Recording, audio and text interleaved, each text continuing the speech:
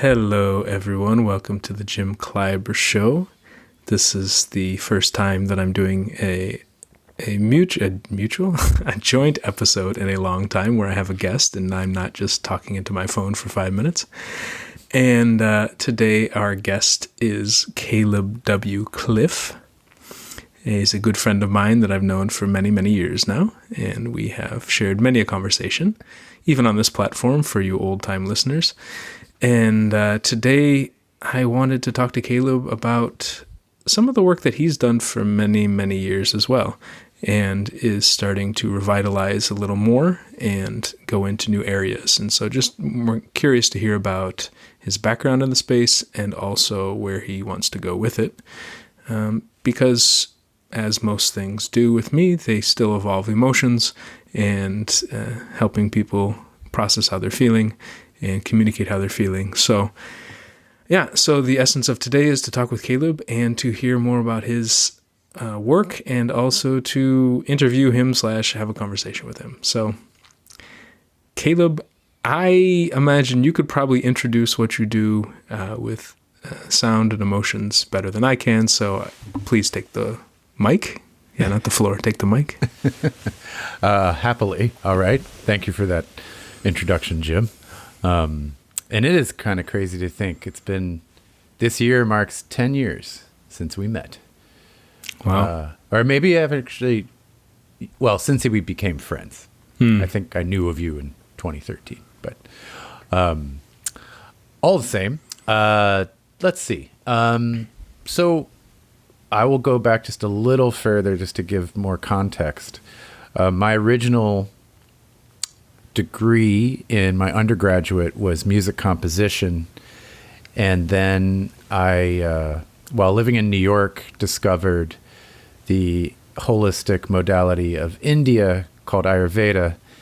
And on the suggestion of the director of that program, my final paper for that was a combination of understanding Ayurveda and sound healing, of which then I went on to study that in my graduate studies.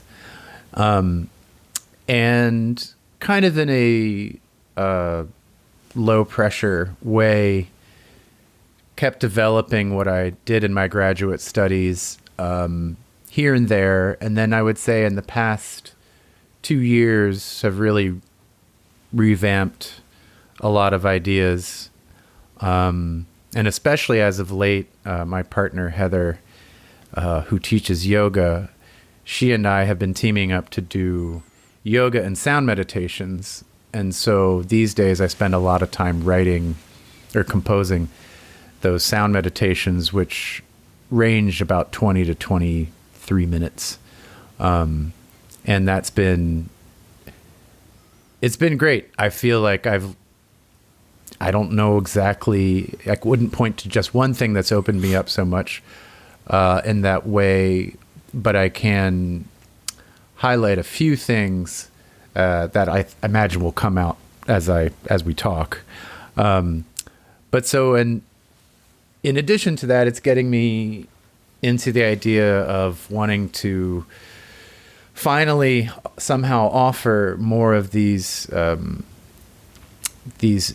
pieces, these compositions that are intended not specifically to do just one thing, but more relax somebody and ultimately, if possible, get them into a state where their conscious and their subconscious there's a bridge that exists between those two. And whether it be in words or if it be in memories or colors and shapes, whatever is evoked for the person, and if they can kind of have what would be akin to a safe experience, I feel that this kind of music, ultimately provides a safe space where you can emotionally feel safe to express whatever is coming up. And I will say, just to kind of jump back and also tie it to you and a lot of the things that we talk about, emotion was a huge player in my graduate studies. I found that it was the key into reaching someone.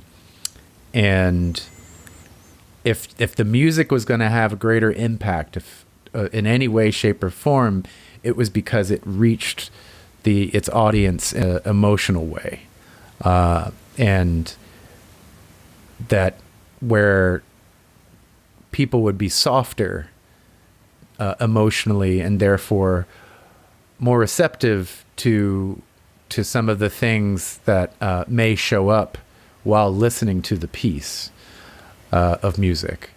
But yeah, so now jumping forward again back to writing these pieces, I guess in some way they also kind of bring you into a dreamlike state, which is sort of what helps bridge the gap between the conscious and the subconscious. And yeah, it's still very new. Heather and I have only done 2 of these classes. I'm currently working on the 3rd sound meditation piece for our next class, which is towards the end of February. And yeah, I guess the one I'm also looking to potentially take this kind of work and explore how it might be utilized in therapeutic settings. One type of therapy that feels like it's definitely on the rise is psychedelic-assisted therapy. And so far, there have been a few artists who have written intentionally for this type of practice. One of those being John Hopkins. He wrote a very straightforward album called Music for Psychedelic Therapy. Right? Yep. It's right on the nose. But I will say it's one of my top 5 albums of all time. It is astounding. You do not... Without the psychedelics. Without the psychedelics. It is... the story is that he apparently wrote it for his own ketamine experiences, or based on his own ketamine experiences, which tend to be just about an hour and change. So the album, I think, is an hour and 6 minutes. And regardless of what it's written for, I think in terms of trying to achieve the types of things that I want to with my music, that album does it better than pretty much any other album I've ever heard. Even though it's not quite the same thing, it achieves something very similar. Another artist who has done something in this vein is East Forest, and he has written a much longer album. I think it's 5 hours, and that is music for psilocybin tripping, so magic mushrooms or boomers or whatever people might call them these days, earth medicine. And, Wait, magic mushrooms are called boomers? They are. Yep. Oh, that is. I thought you were making a joke about people from the specific generation. Yeah. No, I don't know if it's like mushroom clouds and they go boom. I don't know exactly where that comes from, but that is one of their nicknames. But those are the only 2 that I know of that are super direct. Otherwise, people have been collecting, making playlists and doing things to support the different types of psychedelic therapies, where what I would like to do is make kind of like DJ style set lists that may or may not include my own work, that creates a seamless experience so that there aren't, like a good DJ would, you have this really nice experience that kind of completely sets the mood while you're on the dance floor. And so while you're going through psychedelic mushrooms or an MDMA experience or ketamine, something that just like the drug is going to be seamless. There's not going to be these gaps where you're suddenly lucid and sober for a minute. So you kind of want to stay with them. And I feel like there's a lot of space where new ideas could be introduced. And if they're done well, they could make the psychedelic therapy even more powerful. That is my hope. So, and then the last thing, which will take a little bit of describing, I kind of touched on this very briefly with you before we started, is an idea that I've been working on just recently while writing music for these yoga and sound meditations, is the idea of something called music-assisted therapy. And in a nutshell, we find when we do these yoga and sound meditations, Heather will do the first hour and change, like about 60 to 70 minutes of a very mellow, restorative yoga class, which focuses largely on just opening up the body, calming the nervous system, long stretches, lots of just sort of softening and just kind of letting your body just relax. And so at the end of that, the person will lay down in what's called shavasana, which is just a pose where you just lay flat on your back. And then they'll get wrapped up in a blanket, and I will put on the recording of the music that I've made, which tends to be just over 20 minutes. But doing the yoga first and then putting on the sound meditation, people's reports so far have been really wonderful. I give them very light guidance, mostly just to say, whatever this music is intended for you to become soft to yourself, and whatever may be in there, if it's something that you haven't resolved, you might be able to resolve. Is it nostalgia? Are you tired? Sometimes people just fall asleep. It's very calming music, and sometimes that's what you need, is just rest. So, but I had one example where the woman was having childhood memories and was feeling like certain conflict was feeling resolved, and all this stuff showed up for her. And I was amazed. Not that it's not my intention, but when you're still just trying this out and you get that kind of result, it was great, and gave me a lot of promise to think, oh, there is space for this if you really know what you're doing to your best ability, which I'm trying, and put your heart into it. I think you can achieve music that without any type of drug, whether it be pharmaceuticals, things that be prescribed, or whether it be something within the psychedelic materials. You could achieve these types of things just between music and a little bit of body work, which even could be breath work.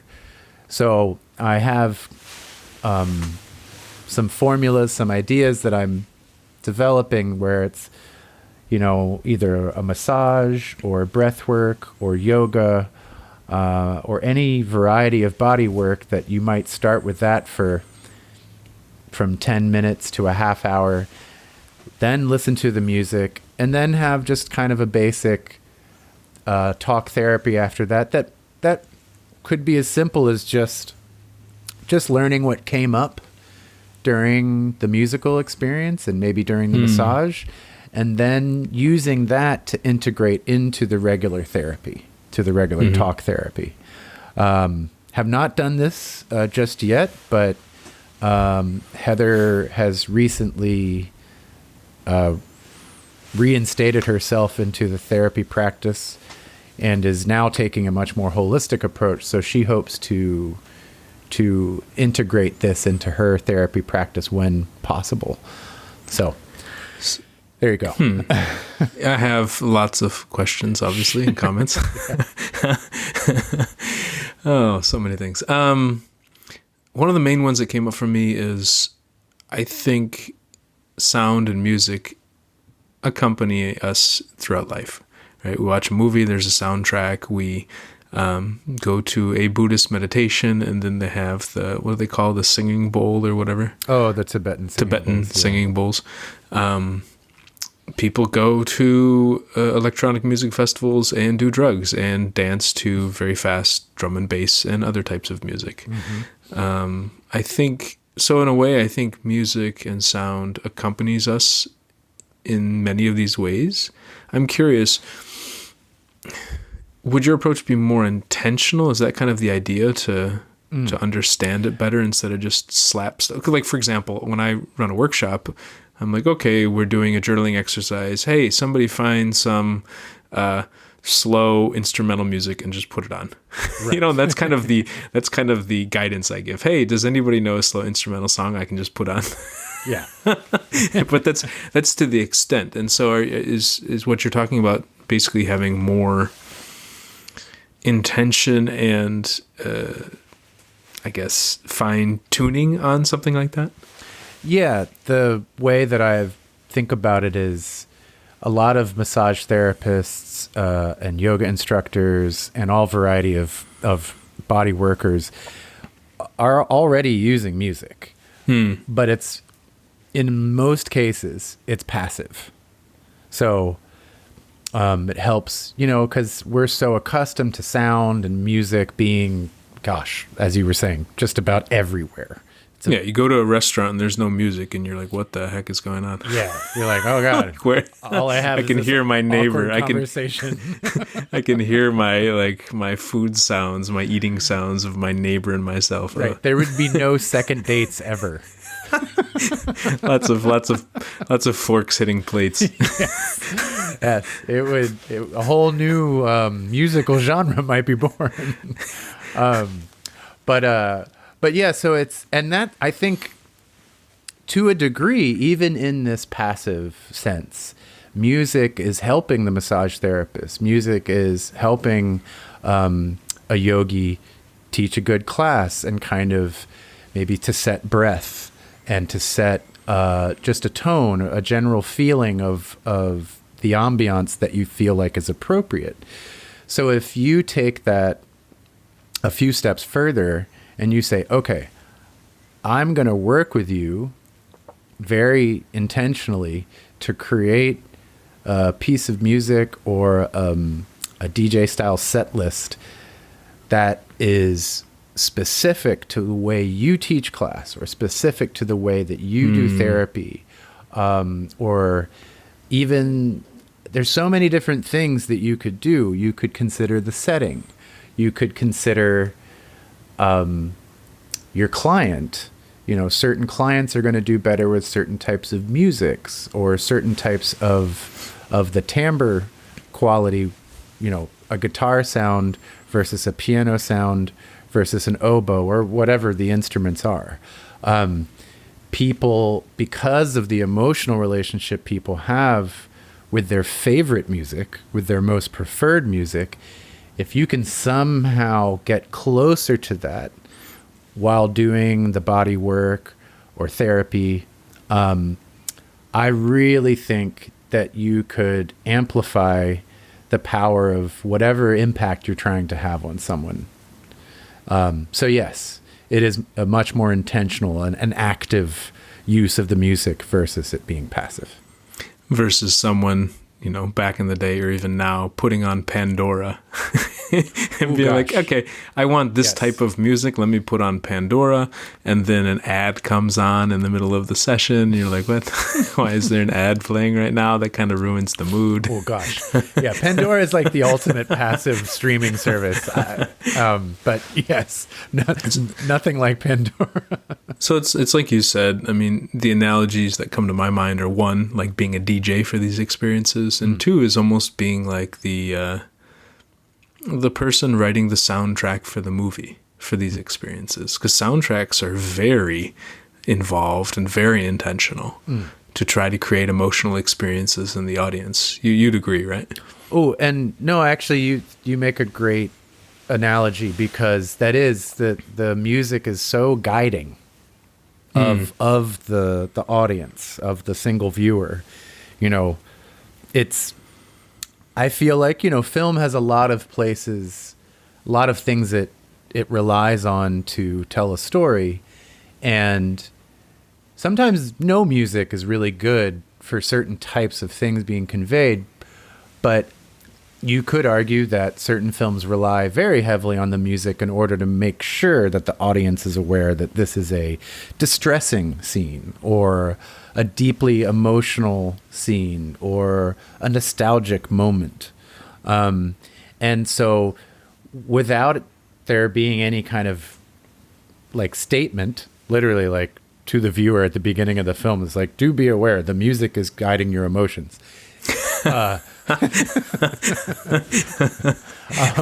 It is very much a part of conveying the bigger emotional parts of the narrative. I can't imagine the music industry being what it is without music. Simply stated. You mean the film industry without music? Did I say the music industry? Yeah. I imagine the music industry without music would not be the music industry. Statement still true. Live recording here, folks. Live recording. No edits. Yes, film industry. And for that matter, video game industry would also be very naked without music helping you to understand what is happening with your character and the other characters. I saw an interview that Stephen Colbert did with Christopher Nolan the other day. Oh. And talking about Oppenheimer, the film. And Colbert asked him about the soundtrack and the music. And I think Nolan said that at one point he wanted to use a violin because a violin can sound very beautiful. But if you just go slightly off, it can be wretched. And so talk about this powerful and narrow balance of dealing with nuclear technology. I was like, wow, right. and the tension that can be involved with that. And how precise it needs to be, right? To split an atom, you can't go wrong. And exactly. And if you do, what happens to society? So like if there's an accident, I think they were saying that at some point, when they were doing, I think the first test, some of them thought there was a non-zero chance that it might blow up the whole Earth. And they're like, well, okay, let's do it anyways. So how to convey that in music so that the people feel that experience? And so I think that's what you're getting at. I'm curious, what kind of emotions are you trying to make somebody feel? Does it depend on the scenario? Is it like if it's a super fast hot yoga, is that different than if it's trying to dig into divorce therapy?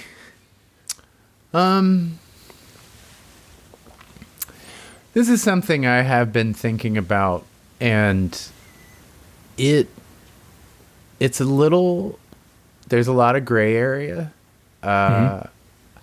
I do kind of wonder in a year from now, us having the same conversation, what I might say. I think,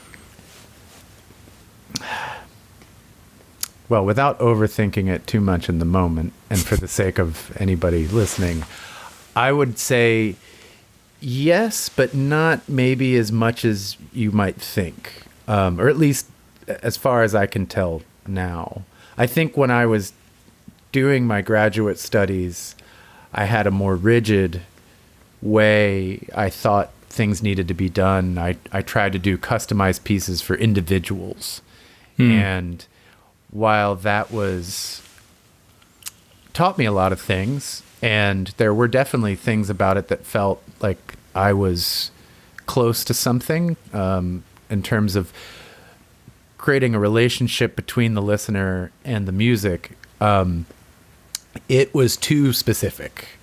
And also as like a business model, it didn't fit either, because it would require so much effort just to write one piece of music for a person, and then say, for example, that I didn't do a good job and that piece didn't really do anything for them. That's, anywhere from 20 to 40 hours of music writing that would just be tossed.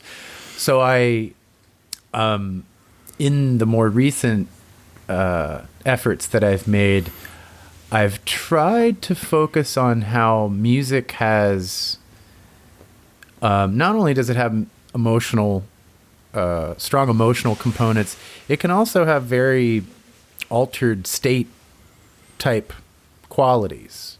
Again, depending on the sound, the timbres that you're using, and rhythms, polyrhythms, things of that nature, and like the frequency range. There's a lot of stuff out there, especially within the holistic community, that speaks to very specific frequencies. Nothing in my research or experience has showed me that very specific frequencies have such powerful impact on people. It feels more about the emotional connection that you can make. And to some extent, this kind of hypnotic thing that you can bring about, but instead of, which is maybe something along the lines of, is it EDMR therapy, which is, EDMR, something. It's a eye, sort of the rhythm against the eyes that cause you, that are, I'm going to totally destroy whatever this practice is, this modality, but it uses somehow interacting with the eyes and creating a bit of like a frequency within the eyes, and then you do therapy around traumatic episodes. It's the one with the eye movement. Yes. Where you're supposed to move your eyes in this specific way or whatever. Yeah. Yeah. And I would not electronic dance music rave. Sorry, I had to say it. I'm sitting on it. I'm like, I got to say it. EMDR, that's perfect. That is EDMR. What do they call that? Self-medication? Yeah. This is not that. But I would say the hypnotic kind of thing is maybe in the same vein as the rapid eye movement thing, is sort of, again, like creating something in your brain or in your head that isn't normally there, and then that makes you more susceptible to something else. And so the way I'm trying to use that hypnotic thing is to sort of simultaneously kind of activate different parts of your brain, kind of like wake them up, and then introduce music that is softening. And that was kind of something I did years and years ago when I was studying my graduate degree. Just to say, I did a 5-person clinical study that was very unofficial, but it was all based on, client survey. And, but that was something I felt like I understood back then, was you need to sort of have an introduction that allows them to, make a separation from their day-to-day, and you're entering into this new space. Right. It's like a threshold. Correct. Yeah. You're making your way, you're perforating the membrane of experience. And so I can only imagine the type of stuff I'm making isn't for everybody. I don't think anything is. But I do think people who are open to this idea would probably be, get the most benefit out of it. But even to say, one of the people who've been coming to the meditations, I wouldn't peg them for someone who would necessarily be as impacted by it. But the first time we did it, he, towards the end, he was tearing up, and I don't know why. I didn't ask him about it, but I felt like for me, that was him being vulnerable to himself, vulnerable to something that normally he would not be as vulnerable to. And potentially, my hope is that by being able to have some tears for whatever he was having tears about, would even just create a little catharsis.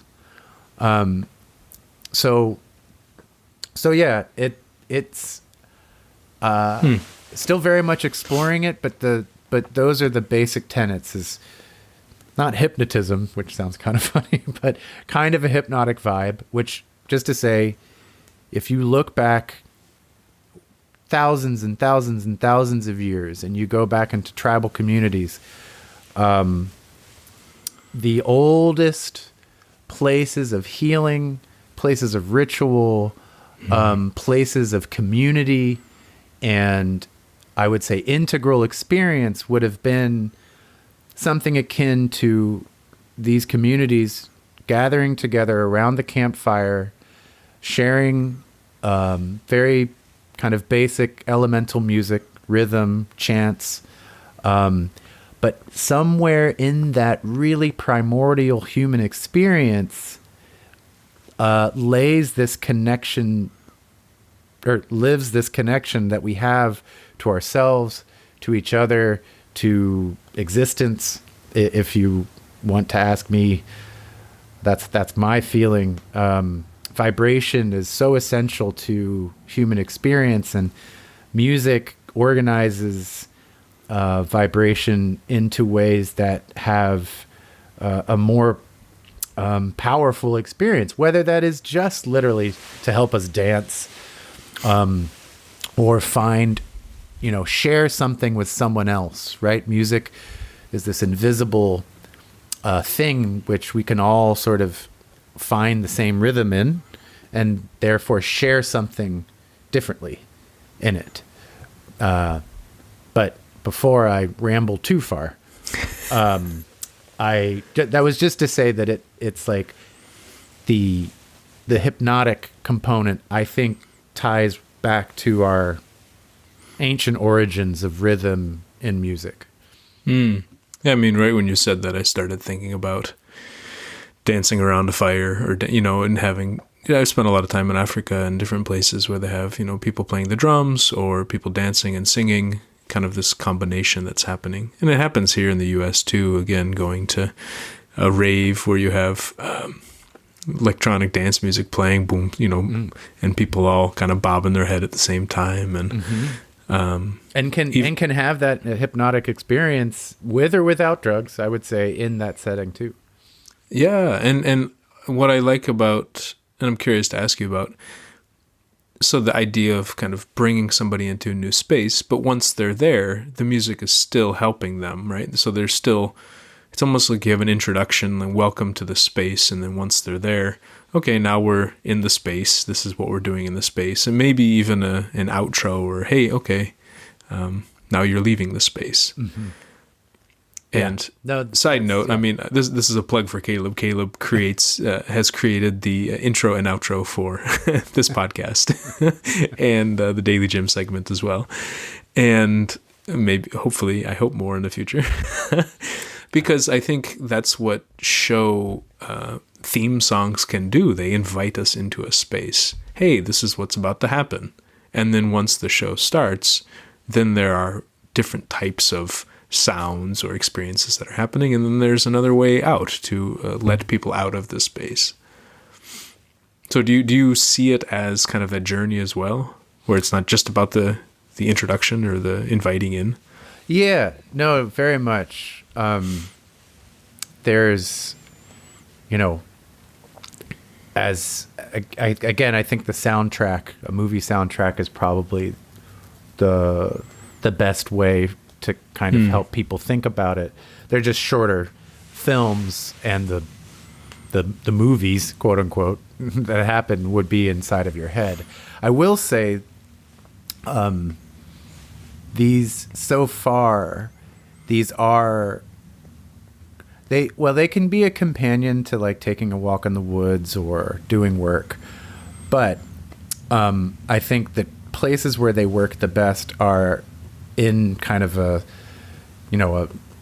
non-moving meditation. You don't have to be like sitting in a meditation pose. You could be lying down, you could be sitting in a chair, but they're going to have their best effect if you're not, ambulating somewhere, or if you're going to sleep, because they are very, like the one I'm working on right now is almost like a 20-minute dream. It's so dreamy, and you know, you don't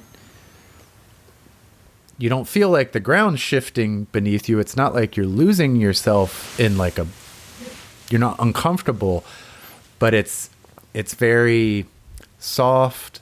There's a lot of space, and I think it just sort of pushes you more into like a dreamlike experience. But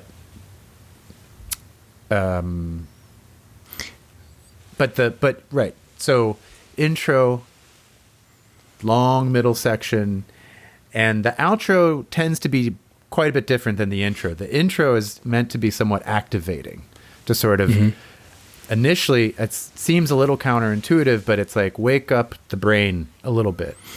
It's kind of just letting you know, like, hey, you should be attentive at least for this part, and then gently ushering you into the next about 15 minutes or so. And then the end is something that's very soft, very gentle. I usually finish with very quiet nature sounds that just slowly fade out. So you have something that kind of somewhat brings you back into a real life experience. But that's a very gentle, what a lot of science has suggested is very comforting to people of nature settings and nature sounds. So it seems to me like it's less about being background and more about being foreground, where it's bringing it more into the foreground, bringing more attention to it. So it's not like going on a walk and having a background soundtrack to what you're doing. It's more of like, no, this is the main activity. Yes. Does that sound right? Yeah. Aha. Yeah. But the thing too is if you get into a place where you kind of forget what's happening, that is fine. Like you're still hearing the music, but you're not just like laser focused on it, and you're drifting off into some kind of awkward conversation you had with your boss last week, and you're reimagining how that conversation could have gone, or that's fine. That's the kind of thing I'm hoping people can explore while this stuff is happening. Or if like goes the opposite, if there's, say, something you've achieved recently that you feel proud of or have strong, positive feelings towards, it could also be a time for you to be proud and to have love for yourself, or love for something you did. I feel like too often we talk about these in a sort of like examine the negative things light, where it's like, no. This is examining yourself. This is being with the deepest parts of yourself. And I sure hope there are deep parts to people that they want to celebrate, not only things that they're trying to overcome or understand better, but things where they can be joyous. So it's like a guided meditation, but not with words, but more with sounds. Yeah. Or with music in a way. I would say, because it's like if I think about like a guided meditation, often it's like, hey, be in one spot. Don't like for example, don't do this while driving. Don't try to do a guided meditation while driving, right, or operating a heavy machinery. Yeah, right. I would say, I think if done mindfully and without too many words, that a few prompts throughout some of these sound experiences could potentially, if someone was using it in conjunction with their therapy, for example, and someone was trying to examine a fear, let's say, and so the therapist were to potentially prompt them at the very beginning, like, once you get past the introduction, maybe, just try to think about the memory during this time and see what comes up, or something to that effect. I'm by no means should anybody hear this as like a thing that they should do with it, but I think in the right setting and according to the practitioner's wisdom, there could be some guidance, but it wouldn't be like a guided meditation where, every 10 to 30 seconds there's like a new thing to sort of listen to or whatever. So I'm trying to think, I imagine most people who do yoga or therapy or like as the practitioner probably don't have such a background in music, right? Is that kind of your working hypothesis on this, that most of the people who do this stuff, yeah, okay, they'll put on Pandora, you know what I mean? It's just, or maybe they think they're good at music, but they don't really understand necessarily some of the impacts of it. Is that? I think since I'm working with Heather and she'll put together playlists for her yoga, and she's quite good at choosing music that is very, very suiting to what she's going after. Okay. So I think I would say that I believe it ranges. And what's interesting is, someone who understands the power of music and regardless of how in tune they are or are not with what they provide, I think they would quickly understand what it was I was trying to get at with them. And it might even be as simple as taking the playlist they use already and just making it seamless. As far as further achieving, that impact that I think any practitioner is trying to achieve. Which in a way is what a DJ often does. Oh, yeah. It's like, oh, you like song 1, 2, and 3, but let's beat match them and merge them so it doesn't stop and then start and then stop and start. Right. Let's keep the flow going. That's why I like listening to DJ mixes, because the flow continues. The tempo continues. Right. It doesn't stop and then start at a different tempo and then stop and then start at a different tempo. Well, it's like if you compare it to the human body, and the human body its rhythm is, at least our experience of it, is driven by its heart. And so to match the never, the never-ending heartbeat of ourselves, I mean, not never-ending, but you get my point, is it doesn't stop until we stop for good. So it's the DJ, is keeping that rhythm alive, to sort of give your heart and your own natural rhythms a guide to keep moving along with. Now a lot of the stuff I make is, for these purposes, doesn't have a rhythm to kind of guide you in that way. Even though it might have a tempo that gets pretty intermeshed into the overall experience. But yeah, I think the stopping and starting, I can't think of a place other than maybe a live music experience. And even then, I don't think people would mind if it was seamless. But there's most places you don't really want the stop and start. You kind of want that continuation.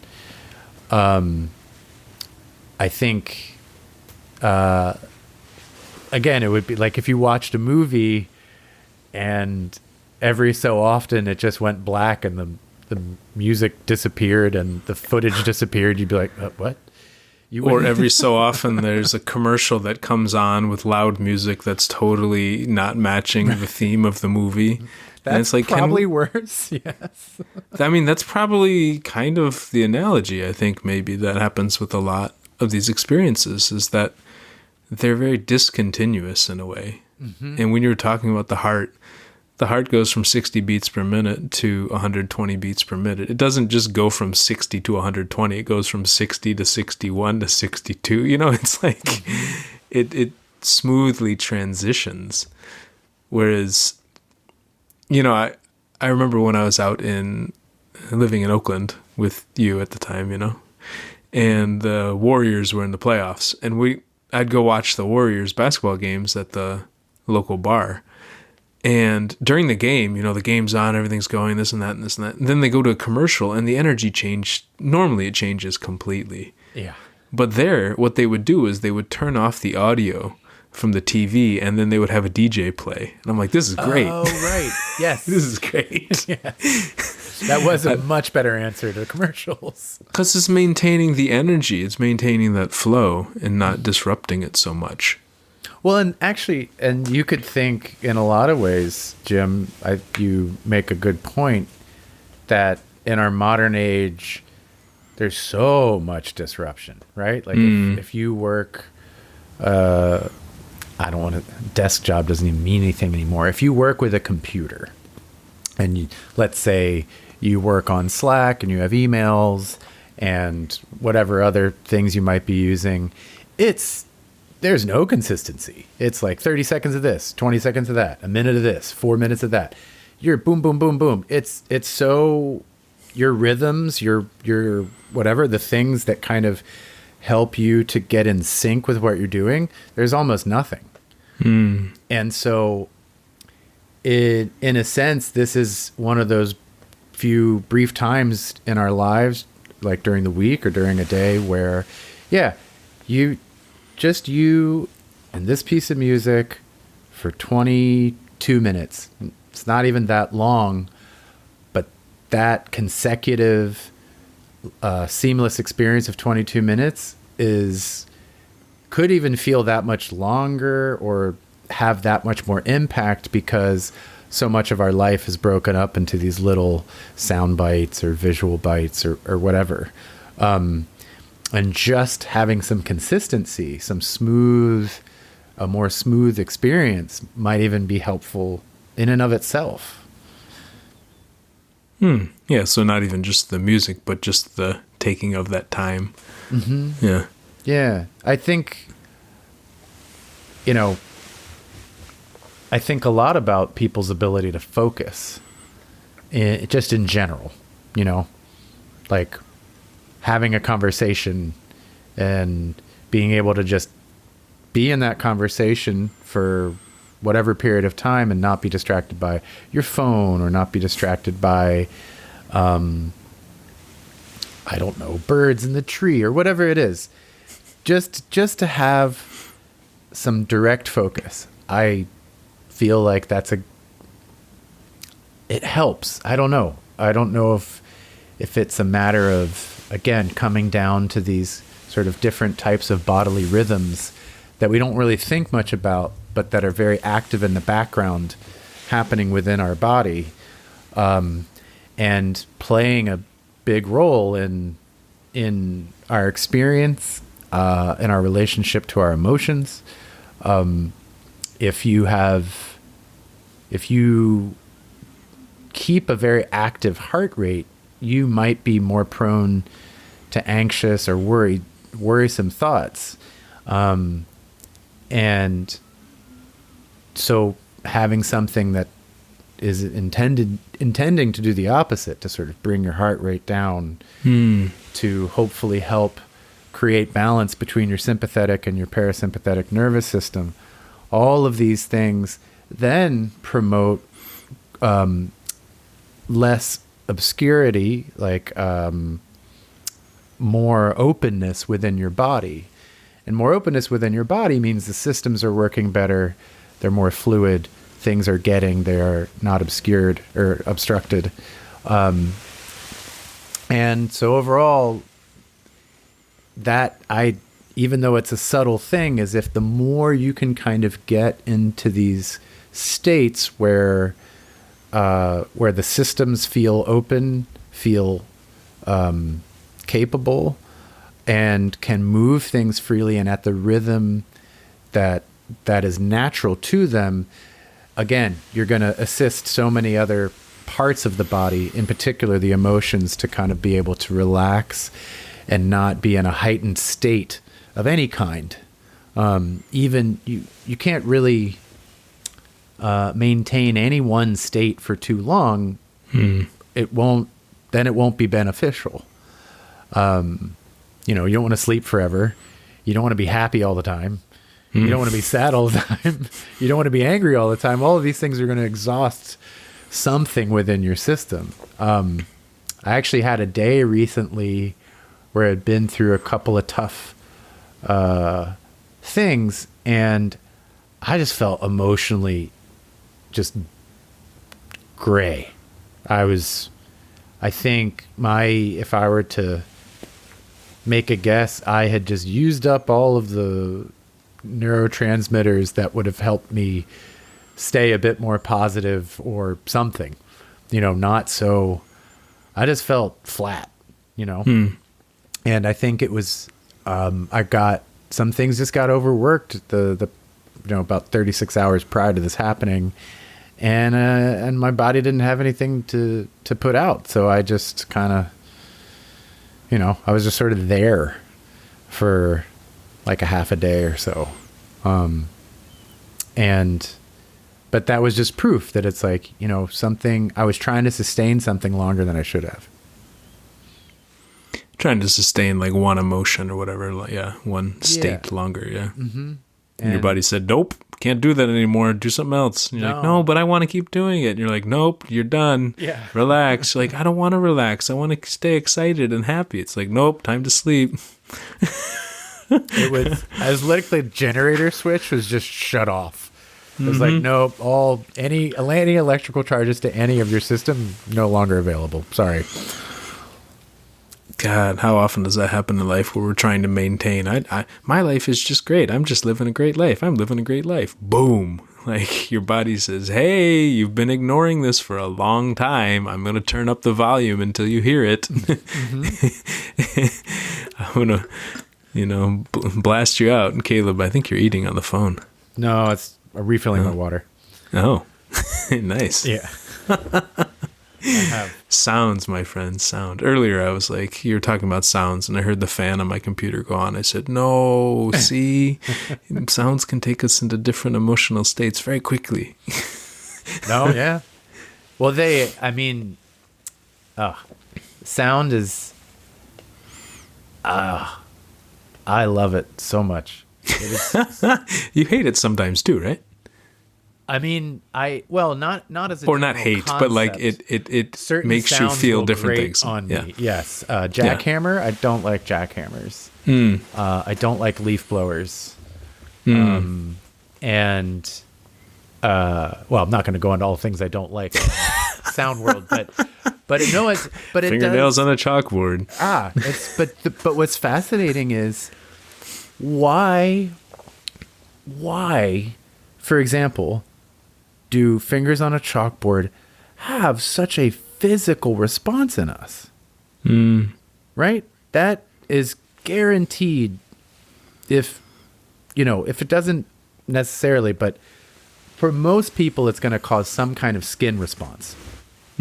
Right? Why?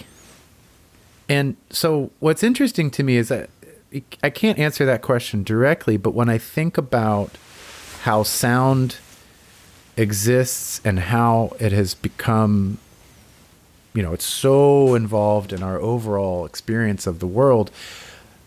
For example, if you hear a clap of thunder that's very close, you have a very strong visceral response, but you also have the awareness of like, oh, right, I should get safe. I should get out of the way of something that is very big and very powerful, way more powerful than me. I need to get somewhere else. And that's just the sound. Now, granted, over the course, you learn over years, but even as a child, the first time you heard thunder or the sound of a firework, it's pretty similar, you had a full body response. And there's little clues like this all over within our natural experience, within just the day-to-day experience. There are a lot of things sounds that have very, very physical relationships with us. So I think that's speaks to, it sounds surprising power of what it can do to us. So even in examining the more scary, powerful impacts of music, you recognize the potential for its more beautiful and health-related impacts. I started thinking about how different voices have different impacts on us. How, many people have told me, hey, you should do a podcast. I'm like, I am doing a podcast. I'm like, you should know about the podcast. You should listen to my podcast. You should listen to the podcast. You should know the podcast exists. Really what they should say is you should market your podcast. Oh, that's a separate thing. That means I have to type typically and type people. Right. If only I could podcast about my podcast. I'm trying. I'm trying to do voice notes on platforms. Maybe that's the way to do it. Voice notes about longer voice notes. the meta. Yeah.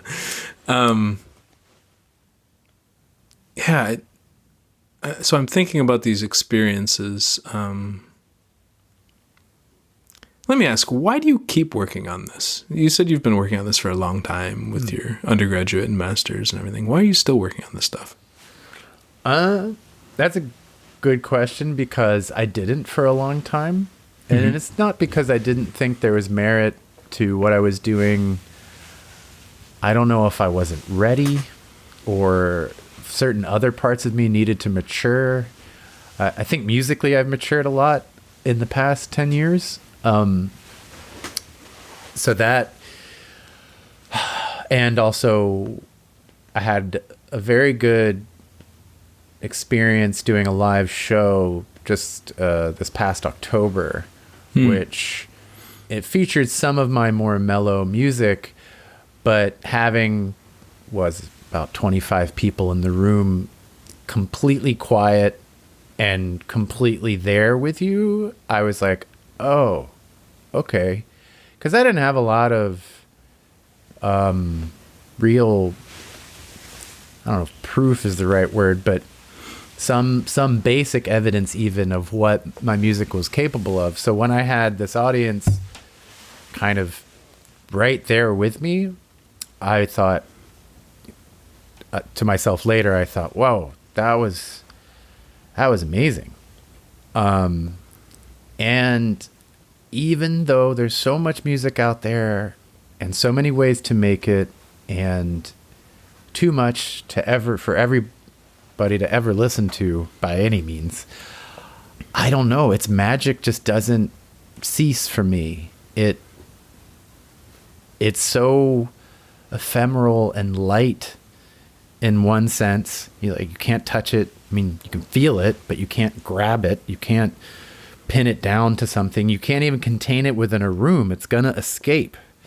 And so, and those completely supreme and magical elements of music, yeah, they've only elevated over the years. And I would also say too that researching the psychedelic-assisted therapy and how crucial music is to these things, and knowing that in some cases, I didn't say this, but especially with psychedelic mushrooms, these people are using these one time. Now, granted, on just about all cases, they've never tried it before, so that's brand new to them, and they often might be someone over 50, so a little older. But they are having such powerful experiences with the mushrooms and music. Music, I don't know of a therapy with the psychedelic mushrooms that doesn't use music, just to say that. Yeah. Oh, okay. And so you're like, whoa, there's something incredibly potent happening here. And music feels very vital to that. So that probably also really revamped a lot of my excitement, my own personal experience, and those together. And when I talk to people and tell them about it, I'm looking into getting more into this, everyone has a very similar response of like, oh, that's awesome.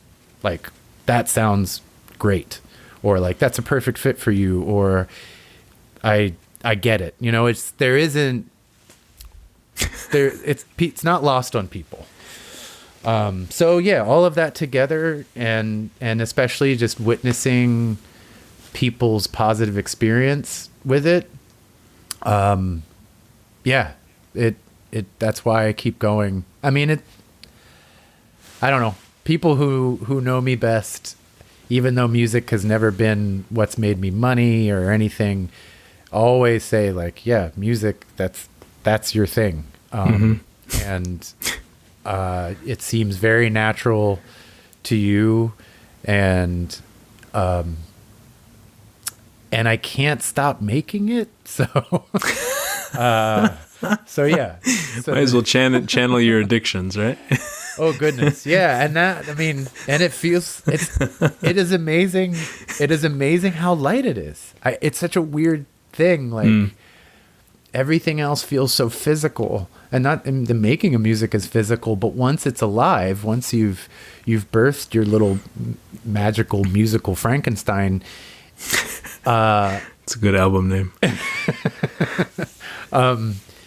It's this weird living thing that just ephemerally moves through space.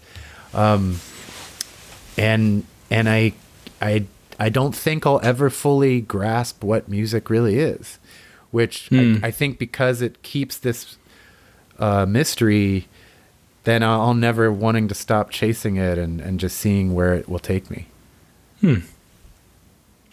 Well, I'm glad, because years ago I'm like, hey, Caleb, keep doing music. And you're like, no, do music, man. So I was one of those people like, hey, Caleb, you do music. You just came up with that intro in, I don't know, 5 minutes. What? You came up with 3 or 4 variations of intros and outros in maybe 30 minutes. I'm like, how the heck did you... And recorded. Like, yeah. What? What? How? Huh? You're like, yeah, I'll just get back to you in a few minutes. Like, a few minutes? Are you kidding me? No, come on. These are like 10 to 15 seconds long, so it's not like full minutes. But yeah. But to record them and have them all produced and sent back so quickly, I was like, what? How? Huh? What? It seemed like magic to me. And so, yeah, what came up for me was you talking about performing in front of an audience, and it reminded me of, I think, Colbert again. I watched a lot of Stephen Colbert when the pandemic was happening, and how when him and John Oliver and a lot of these talk show hosts were doing it from home, just how different the experience was. Because there wasn't the feedback, there wasn't the interaction, there wasn't the shared experience with the audience. And so when he does it in person, it's different. There's clapping, people are paying attention, you can feel the energy. One of the things I struggle with on this podcast is just kind of talking into the void. And especially if it's just me doing a 5-minute reflection, which have been more like 10 minutes these days. But it's just, are people even listening? Yeah. I don't even know if people are listening. And if they're listening, how are they feeling? And we're not listening at the same time. So there's not this mutuality that I think performing in person can do. So, I mean, I would love to have kind of live podcast. Oh, that would be fun. Like on stage. That'd be great. So shout that out for anyone who wants to host a live podcast of the Jim Kleiber Show in person. But the other thing that came out for me was, what was this? This idea that I've totally lost. Perfect. The live show with the audience and the interaction. You talked about the psychedelic-assisted therapy, and you said most people only do it once, at least with some of these experiences, right? Psilocybin, right? For the mushrooms, yeah. Yeah, with the mushrooms, yeah. Maybe the ketamine therapy is more, you use it more times, yeah. Well, with the mushrooms, and I imagine there's probably, at some point, there's going to be ayahuasca, and there's going to be other types of not just mushrooms, but other like really intense experiences that people do just once for therapy. And what I like about that for you especially is it sounds like it's the music, it's really important to get the music right because it only happens once. Right. Or You don't want it, limited amount of times. Yeah. or very limited. It's like going to, somebody goes to watch Colbert taping. Most likely they're only going to go watch it once. And so there is that, I got to get this right because the people are here and this is their only experience. Let me make sure I deliver the best that I can. And the importance of that experience going well. Because of the experience, because it's so powerful, almost going back to the violin we were talking about in Oppenheimer. Because there's so much power, there's a lot of, it's a very delicate balance. And if the music's off, that could really screw up the experience. Yeah. Not just like, not like, oh, it didn't go well. It could really make it go poorly. I mean, if to speak from my own personal experience, there, like during college, with my early days experimenting with psychedelics myself, oh man, if I walked into a space and the music was something that wasn't really for me, it was very off-putting. It was not a good thing to add to the experience. So I would have preferred no music in that setting.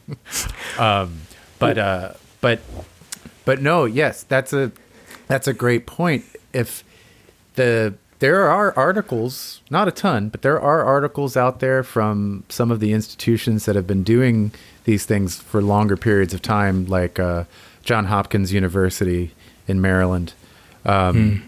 They have probably been doing it in the States longer than any other institution. So they have a fair amount to say about this. But I did want to say, well, it's a small minor point, but speaking back to the audiences and the lack of audience when COVID first hit and they were just basically removed completely.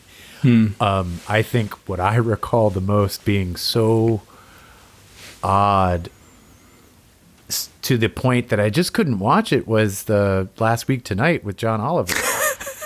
It was him in a blank room with bright lights and there was no music, there was nothing. And he was talking about the pandemic, so the subject was also a bit dire and fresh, so it was like awkward, and I was like, I don't think I can do this right now. I just couldn't watch the show because it was having the audience gone and just being in this blank room. I don't know. It was so different that it wasn't palatable at all. And I really enjoy Last Week Tonight. Just watched the web exclusive, which is The History of Chuck E. Cheese, which I highly recommend if you have not seen it. I haven't seen it. I hilarious. saw I clicked on it, but didn't watch it yet. Yeah. Do spend some time. It's funny. But so, yeah, the audience having that, again, another place where music is a beautiful bridge is with the audience. And you have these huge examples from all over for all these different types of benefit concerts and things where crowds come together over a specific cause. But even in just that very local setting, or let's just say one-to-one setting, with a practitioner providing to their patient or client the music, but if it facilitates the relationship of the healing, which is what the practitioner wants to give, so therefore is this kind of like triune relationship happening there, or just as I did with the audience, that shared experience, that I think is crucial, whether it's being tied together by music or not. Being able to have that type of bond is crucial to health, to mental health, to physical health. And there is a lot to that component of it. So the bonding with other humans. Yeah, just feeling alive with someone else, whatever that entails. I do think is just so powerful because it's easy to feel alone, and sometimes it can be really hard to feel together. But when you can feel that togetherness, it can have, I don't know, just such a a profound effect. Wow. That just blew my mind, Caleb. Mr. Music's blowing my mind with words. Whoop, didn't mean to do that, Jimmy. Let's go into different voices now. I can't match you on voices, Caleb. Caleb has many voices. That'll be a subject of another podcast episode. Yeah, I'll show up and Fred. We'll do a whole other podcast. It's just me and voice. Yeah. You know, we could just do a lot of podcast episodes that are me and you, but just pretend you're somebody else, or not, like just the many personalities of Caleb. That could be a segment. Like Danny hitherto here in his fresh feebles. He's going to share all the ideas he's got. Yeah, and his spit too, because he can't help when he talks. You have a spit screen, so it's not like It's true. you have to have a less professional microphone setup. Right. Or get a much bigger mouth. Bounce it off the ceilings, I guess. Yeah. Or no, to just go around the pop screen. Just go around, yeah. Yeah. The magnetic spit. I lost my point. You know how it goes. Yeah. Feel alone, feel together. Often I think when I've said those phrases, like when you said feel alone, for me, I often think of alone as a feeling. And then you said, when you said it though, I was like, no, it's literally feeling by oneself. Feeling in isolation, like the act of feeling. Right. Without someone also feeling with you. Yeah. And I was like, And then you said feel together. It's like, yeah, I want to feel with someone. Right. And it reminded me that on this trip, I was in Cape Town before, end of last year. And I thought so much of my work in life was about teaching people how to love each other. And I was like, no, it's about loving life with each other. When I feel excited when I feel excited to eat sushi in Cape Town, South Africa, I want to feel excited with someone who also feels excited to eat sushi. I want to resonate on that emotion. I don't want to feel excited while somebody else is feeling disgusted. That's not as fun. I like feeling the same thing with other people at the same time. Right. You know, or at least navigating, and even if they don't feel the exact same thing, kind of bouncing it before. I remember I got into a car once with a friend, and we had been on this long project, and we get into the car, it's a long drive, and he starts complaining about this and that and this and that, and maybe 15 minutes into the drive or 20 minutes, he turns to me and goes, you know what? I'm really glad you're also frustrated, because I was really worried I'd get in the car and start complaining, and then you would be like, oh, no, it's totally fine. It's like, thank goodness you also feel what I'm feeling. Yeah, well, empathy, yeah, it's amazing how empathy in feeling, right? in pathos. Oh, and it's funny. I never actually, even though that's kind of obvious, but like emotion, they both start with the same thing. Whereas you have sympathy, and that's just, you can relate to the feeling even if you don't have direct experience with it. But yeah, you're not necessarily feeling it. Yeah. Right. At the moment. But it's like as simple as eating dinner with a friend or a companion of some kind. The meal can taste that much better. How weird is that? Well, because it's almost the if you want to go physics and frequencies, it resonates, right? So it's like a tuning fork, and then the tuning fork gets louder, and like we all know, we all don't know. What was it, the Tacoma Narrows Bridge? Is that what it's called? The bridge where the wind was moving at a certain frequency, and it was hitting the resonant frequency of the bridge, that the bridge started to shake and eventually fell down because it was started to vibrate at the same frequency that the wind was vibrating at. Yeah. Yeah. No, I love stuff like that. That's what in music and in physics, I guess you call entrainment. Yeah, you talked about this in your master's, right? Oh, yeah. I studied a lot of entrainment. Yeah. Go ahead. No, I was just going to keep piggybacking on this concept, I think why when, this speaks to when people feel like they don't have their group and they may stray very far from who they are in order to feel belonging to a group.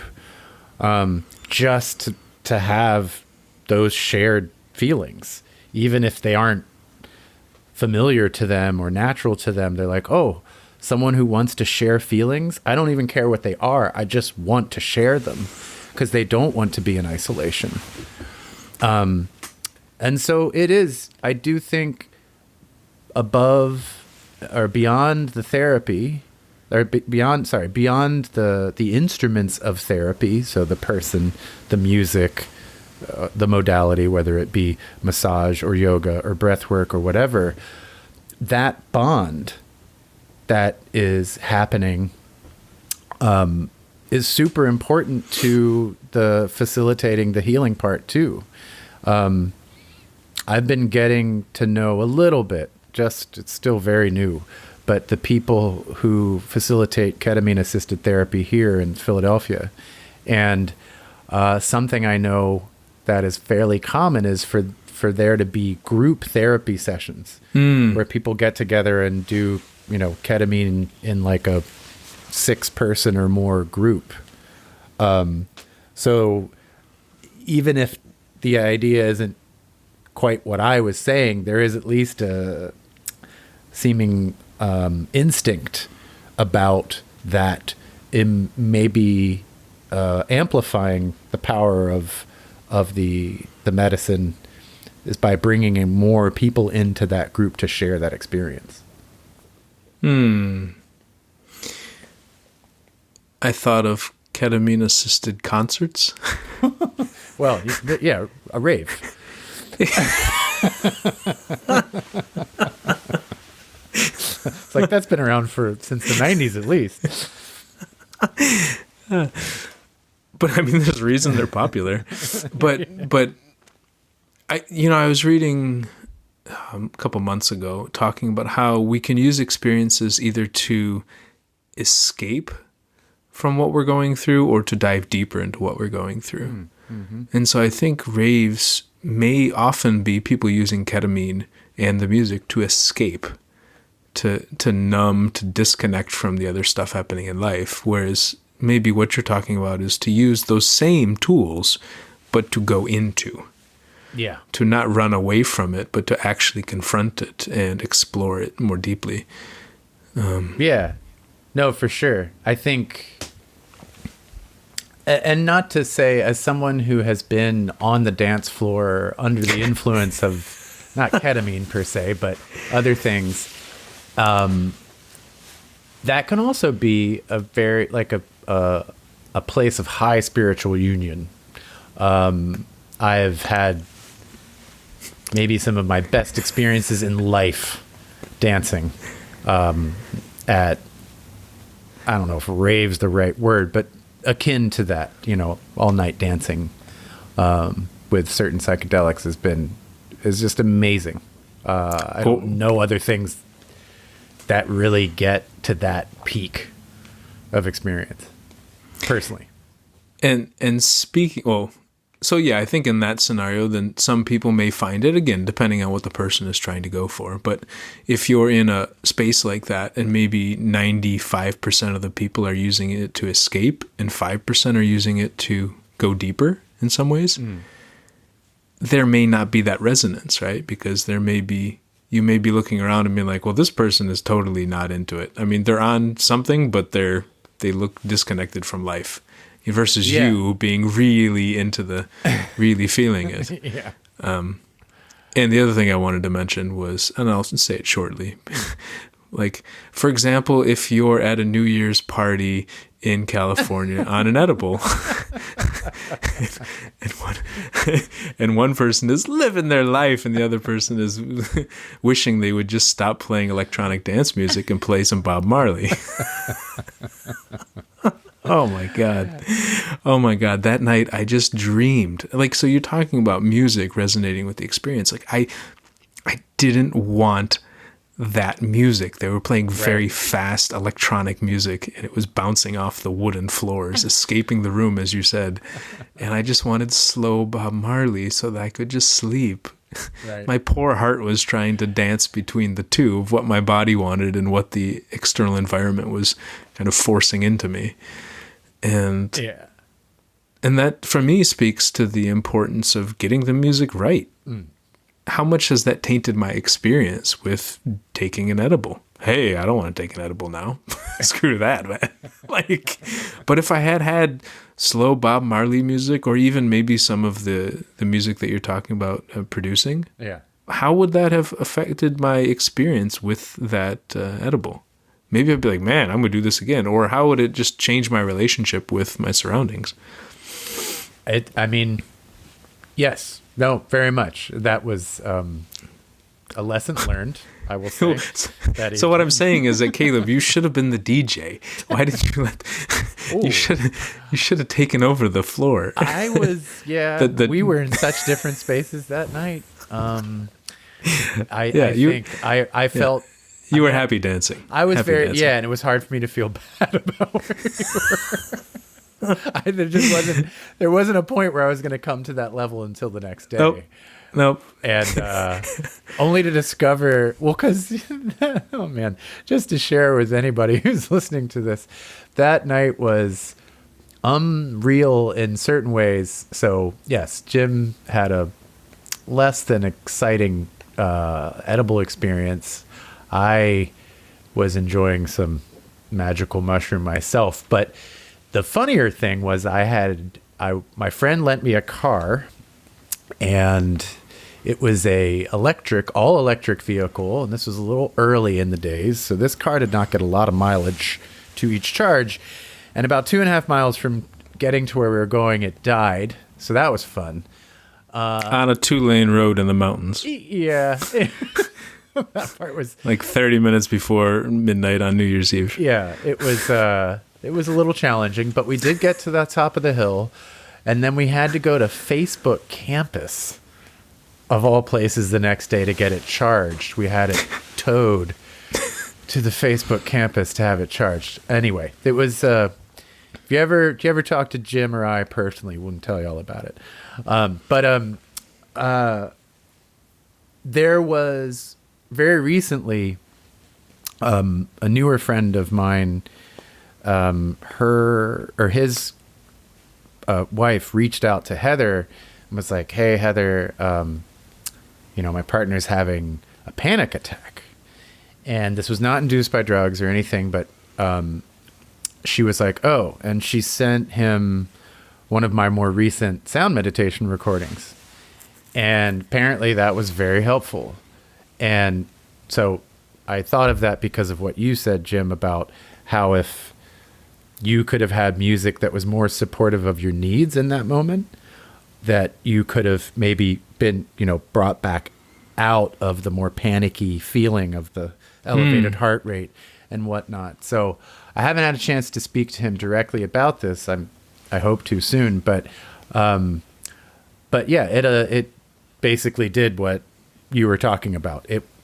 It brought him down from a very, very elevated, panicky, kind of scared experience.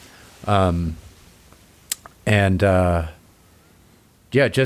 that little bit of awareness and knowing and having access was what made that possible for him.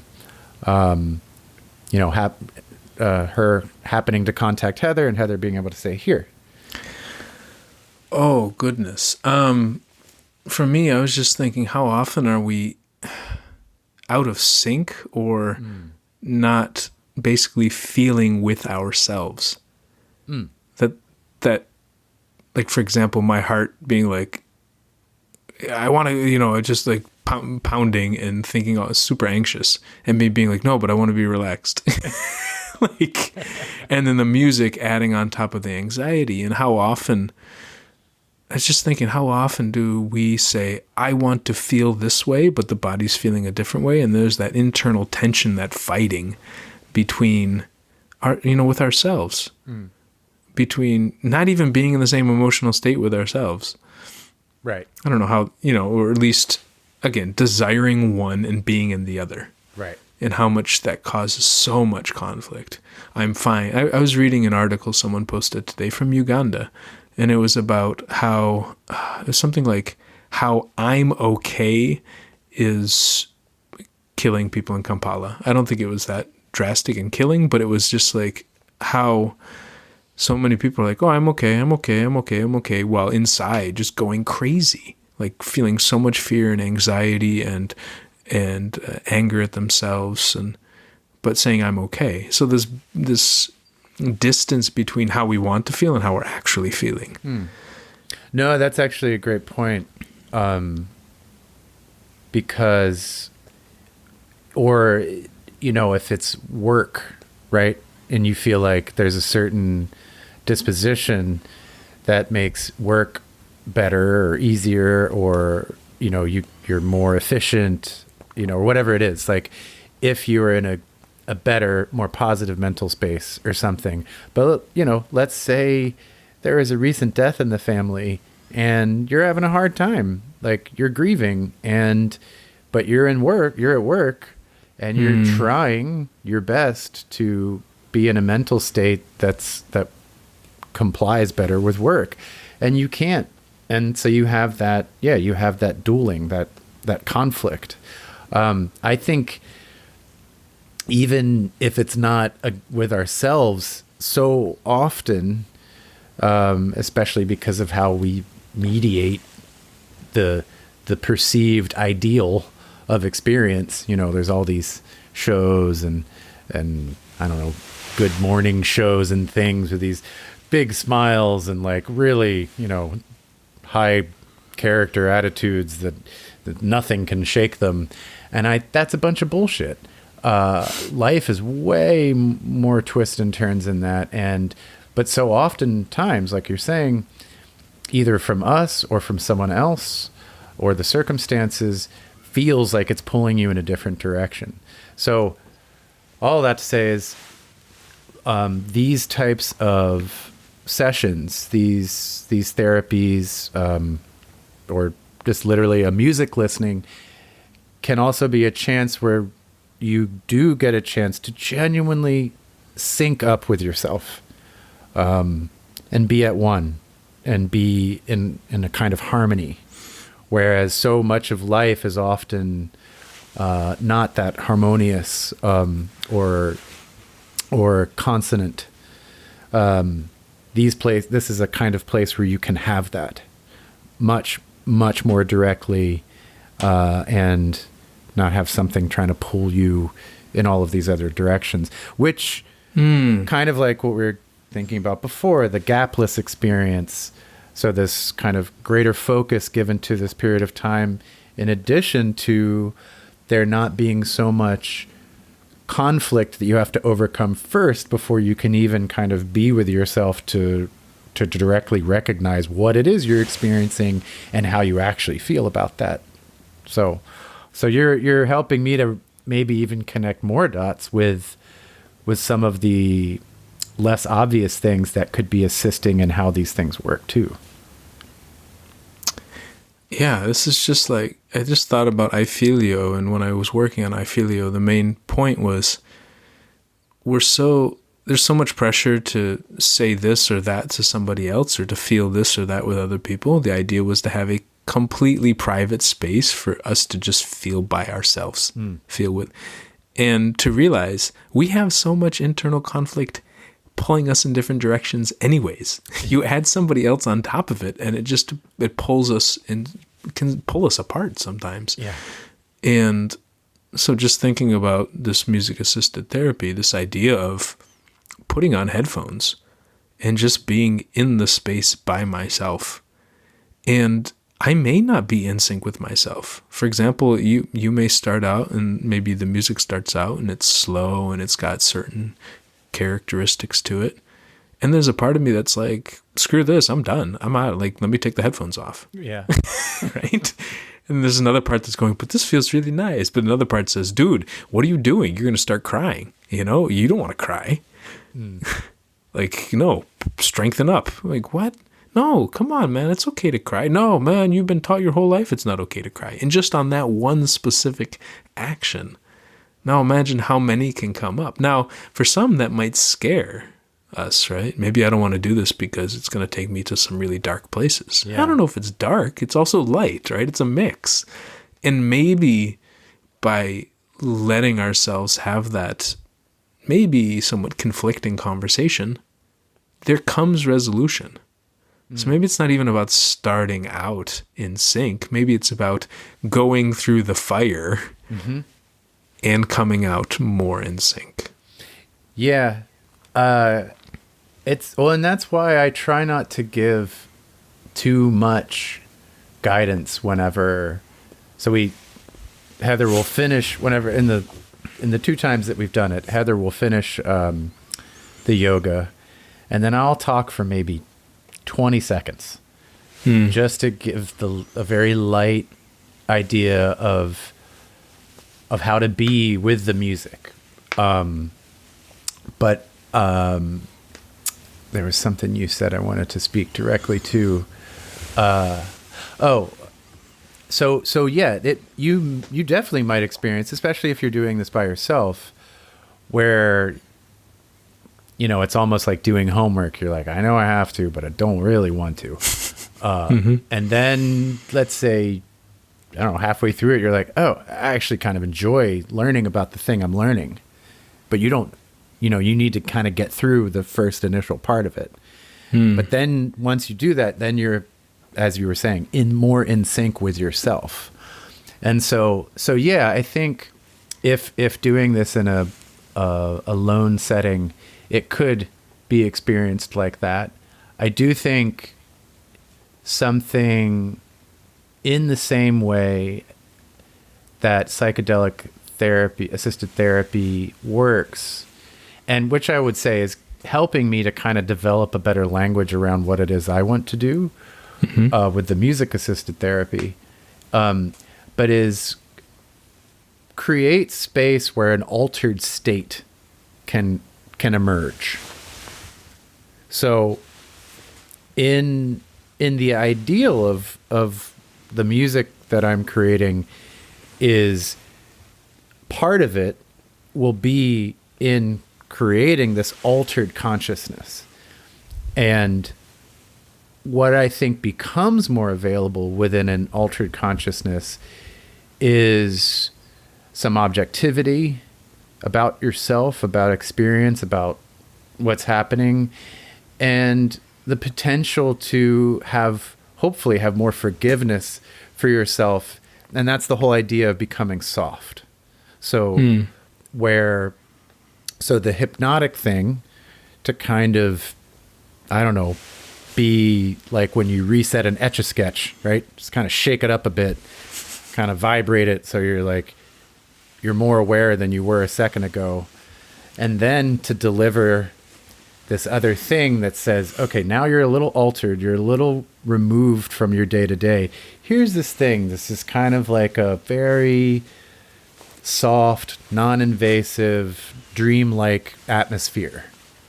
And let's just see what comes up. So if those two things can synergize, so the altered consciousness along with the soft, safe feeling space of the music to follow, that's where, as my theory goes, where some real stuff can show up, and you can have a more a fair experience with yourself, as opposed to a judgmental one, or things where you've perceived yourself in a certain light in the past. This might help you to see yourself a little more honestly and fairly and kindly. Yeah. And like you said, music-assisted therapy, so it would be the idea of doing this but having therapy attached to it, or having...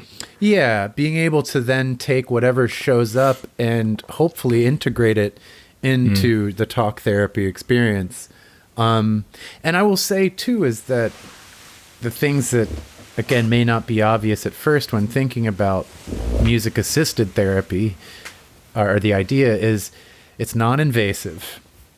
So it literally doesn't permeate, other than sound vibration, it's not permeating you in any way. So you're not taking any substances. You don't have anyone prodding you. There's no physical interaction. Mm-hmm.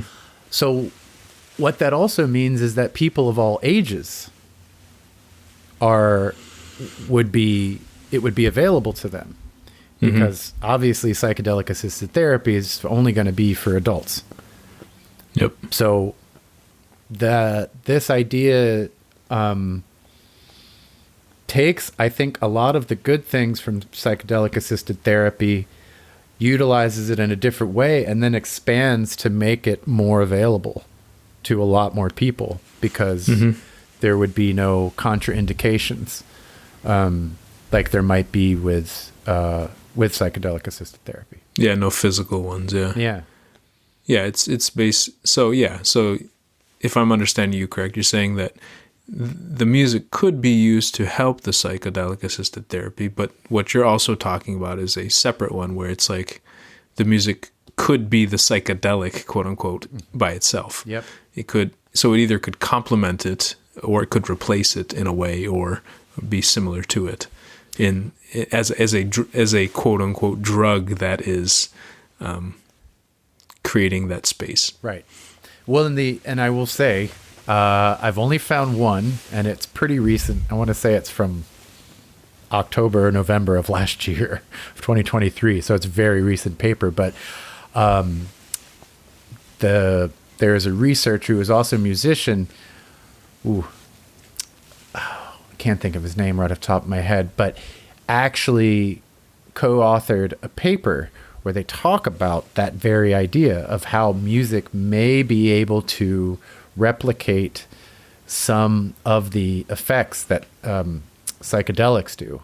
And the main overlap as of his paper is actually serotonin 2A. If the receptors or the receptivity of that specific neurotransmitter can be heightened, that is approximating what happens during LSD trips or psilocybin trips, DMT trips. Those things are all activating in that specific neurotransmitter space. So I've been investigating, trying to, and no way of being able to like use MRIs or any kind of scans to determine that I'm doing this. Not yet. But is making music that can activate serotonin 2A receptivity. Yeah. And maybe it's not even that hard. It's just a matter of dialing into the right kind of ambience. But yeah, it's nice to have some scientific evidence to sort of kind of at least be giving you some basic footholds in how to move. And that there's academic support or scientific support in this direction. So we'll see. I feel like it's so new. The idea of music, a musical genre, music for psychedelic therapy, that is something that's slowly but kind of seems like it's actually starting to happen. Yeah. And it feels, that music almost like without exception would probably work just as well for what I call music assisted therapy, with there'd be no use of psychedelics or other drugs. I like it, man. A lot of the work that I've done in Europe is, they call it non-formal education. Mm-hmm. And so you have formal education where it's basically giving a lecture and people are supposed to just memorize the information. You have informal where it's learning on the job and there's no structure whatsoever. Mm-hmm. You just kind of learn from whatever you see happening. And then you have non-formal where there's an activity and then a reflection. And so I thought throughout this conversation about one activity that a friend ran out there, where it was dancing, and we were supposed to do an interpretive dance representing our life story. And the song that she played while we were doing it, wow. Oh. I mean, it was the dance that was really intense, but the song on top of it, it facilitated the experience, but I still have memories attached to that song every time I hear it.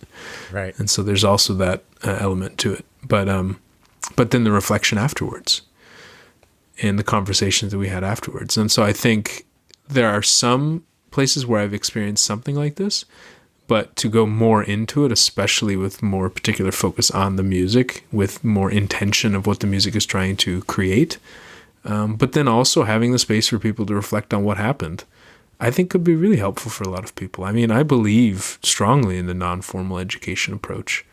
I love giving exercises for people to do stuff and then say, okay, what did you learn? What did you notice? What surprised you? What came up? What didn't? Yeah.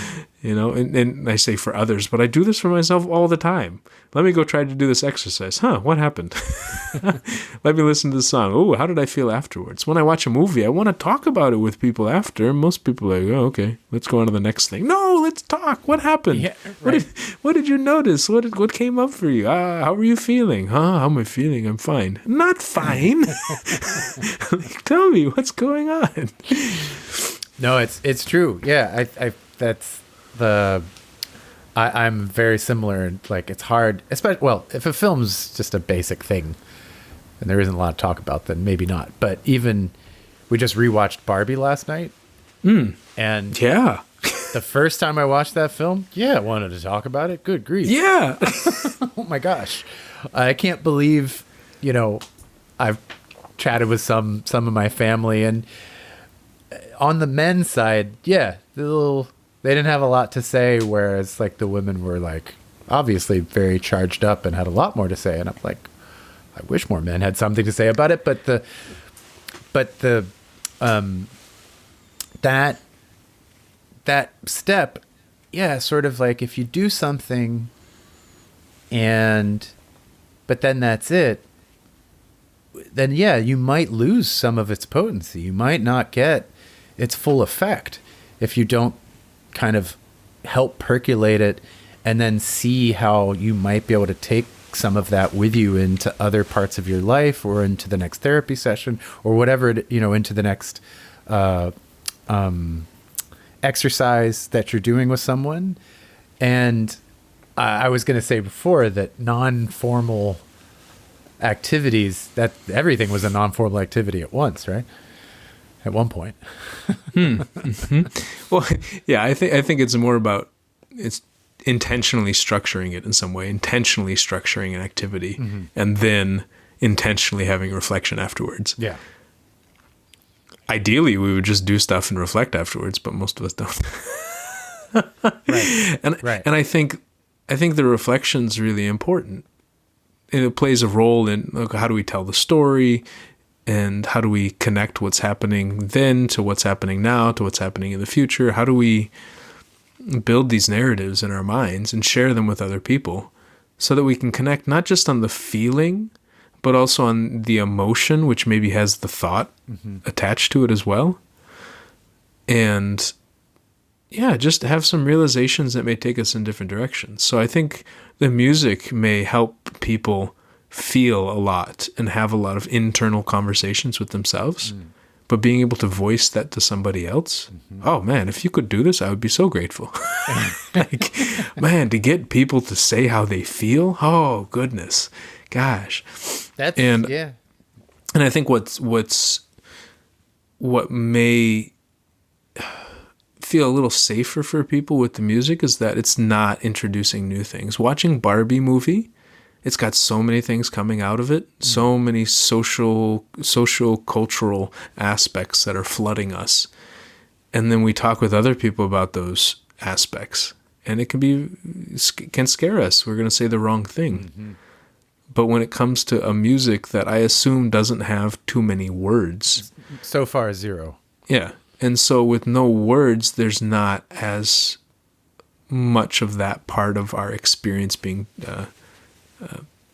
challenged, I guess, in a way, where we're not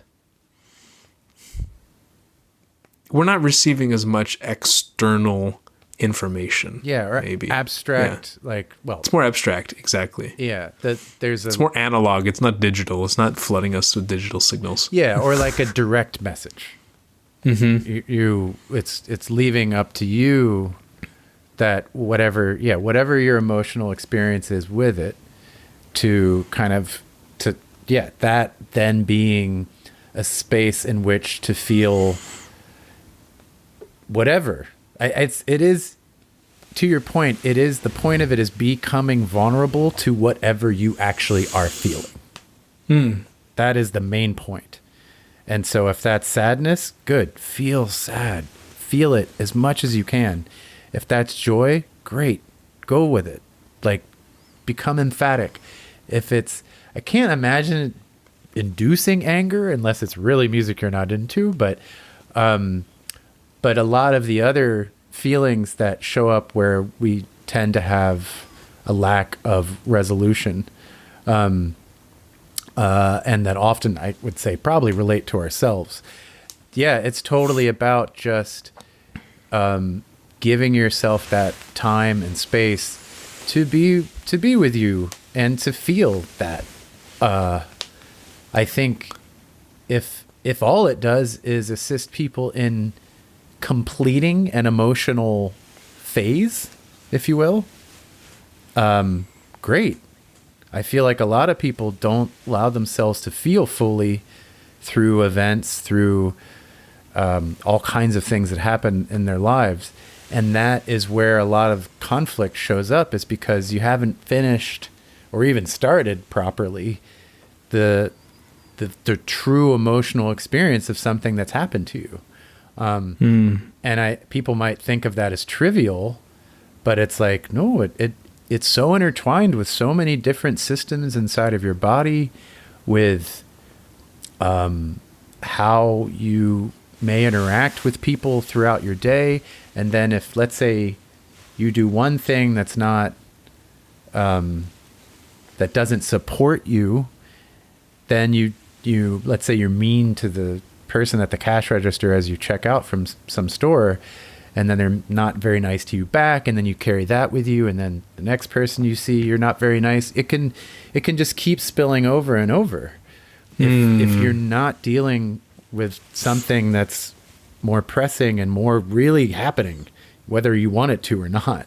So yeah, that if that's all it ever does, I would still be happy, because I feel like a lot of people have a lot of undigested emotional experience that they're carrying around with them. And I just want them to feel safe to have it, to live with that, and to hopefully cycle through it. Yeah, gosh. It's not even maybe about feeling aligned with ourselves or feeling the same feeling with ourselves. Maybe it's just about feeling with ourselves, feeling it all, just feeling it, and being like, oh, I feel this. Oh, I feel that. No, I feel this. Hey, I feel that. Like, wow, there did that go. There's a friend of mine who today almost got into, she was in East Africa on they call them boda bodas. It's like a little motorcycle that they use for taxis. And she almost got into an accident, and she thinks she almost, she would have died. And so she's still feeling a lot of fear, and she said she's just visiting her friends and just lying in bed, kind of afraid. And so how much can that fear carry into her next week or 2 weeks or a month or who knows how long, right? And so I tried to ask her, I said, it's okay to feel fear. And I said, well, what's one thing that makes you currently feel grateful? And she said that she was alive and she didn't get hurt and everything was okay. And I said, good. I tried to ask, what's one thing she thought the driver might, what's one thing that might currently make the driver feel thankful or grateful? It was a little harder to try to go through that. And so I tried to pull some stuff out, because when I feel all of these things, then I've digested in a way. It's almost like just connecting to all these different feelings that are happening, going, oh, that one's happening. This one's happening. Oh, this one's, don't forget about that one. Right. So if you can give space for people to let those feelings arise, whatever they may be. And then let them talk about it. Yeah. Guide them in talking about it, and accepting them. Yeah. Yeah. Cool. No, I think... And without having to pop drugs and worry about get thrown in prison because you're doing drugs that you're not supposed to do. Right. Or you're on a podcast talking about things that you did that you weren't legally supposed to do. No, it was marijuana for me. It wasn't mushrooms. Yeah. And I think it was legal at the time in California. You can think that. We won't say what year it was. But no, it's true. I honestly think so much of what we wrestle with and things that take us, that leave us imbalanced in our mental and physical health, originates in the emotions. And so the more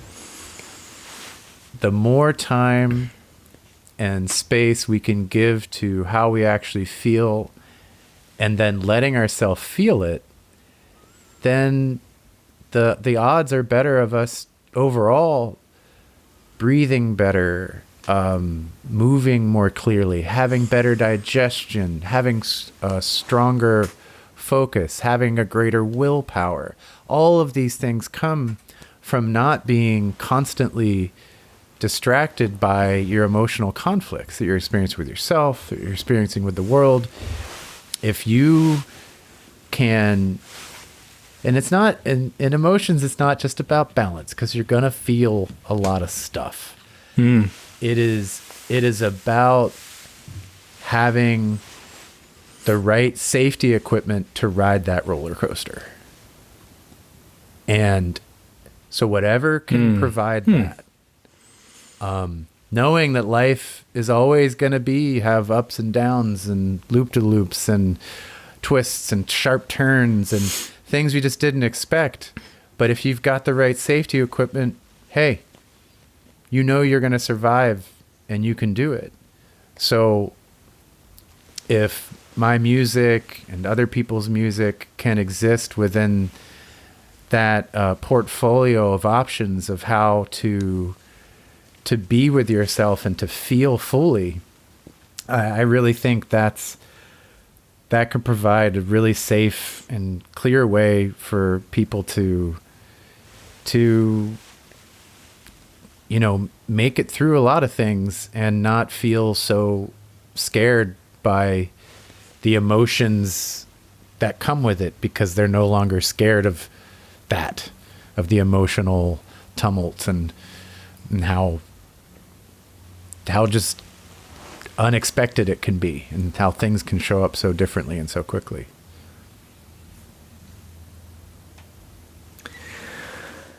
Oh, Caleb. Seatbelts for roller coasters.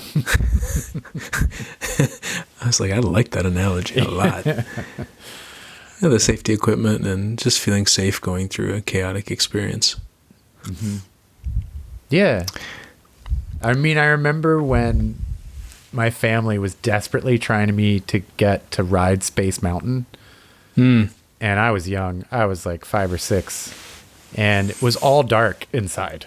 Oh, yeah. And I was just like, I literally got up to the door before you go inside and like actually then get on the ride. And I was like, I can't do it. I couldn't I was too weirded out by what I couldn't see. And then I think like 3 or 4 years later, we were back at Disneyland, and I was older enough to recognize then, and I felt fine. It was dark, but it was cool. It was, I had understood the things I needed to in order to feel safe on that ride. And I think that's available to most people, is to find the right safety equipment for their emotional journeys. Yeah, but it does take practice and trial and error and just and not expecting like what's going to happen. I think you do have to let go, sort of quote unquote lose control. You mean like getting on a roller coaster that's in the dark? Yeah. Oh, I remember Space Mountain and being like, what? It's in the dark? I think. Yeah, I was not ready for that. Definitely not. Well, I remember so well. Because Star Wars, I was a huge fan of Star Wars. This would have been 82, 83, somewhere around there. Mm-hmm. And that's what my brother and sister tried to psych me in. They're like, it's just like Star Wars. There'll be Luke Skywalker there. And I was like, I don't know. But maybe eventually that helped. But yes, a lot like riding a roller coaster in the dark. And if only your siblings bought stock in Disney at that time, way before they bought Star Wars. They predicted the Luke Skywalker acquisition. Oh, right. Disney bought Lucasfilms. No, you meant when you said they, I was like, who's they? But my brother and sister, you mean? Yeah. Yeah, the siblings. Yeah. Well, I want to be mindful of your time, and I'm running out of breath. Probably not. I think what I'm realizing is that I like the podcast format. I like long-form conversations with certain people. I don't necessarily like sitting behind a computer the whole time doing it. So next time I think I'm going to try using the app with somebody else, and so that we can walk around and talk on the phone. The audio quality may be a little less, but the experience may be a lot more exciting for the people recording it. Therefore, it means we may record more. And when I say we, I mean me. I don't like sitting in one static position right behind a microphone looking at a screen for a couple hours. I go nuts. I luckily have a view of trees and birds and things where I'm at, so it's not as bad. Man, I need some birds in my life. I need a quiet bird room. But birds are loud. Birds are loud, man. Side note, there's some birds in Uganda that my friend calls, they're very, very loud. He calls them the noisy neighbors. They are very, very loud. Dude, shut up. Why are you so loud? That's all they know, man. They've got like their volume register is like, maybe 1 to 2. Exactly. There's not a lot of gradation in there. It's just I'm either quiet or I'm shouting from literally the rooftops. Hey man, because you know why, Jim? Because they just want to feel together with their fellow birds.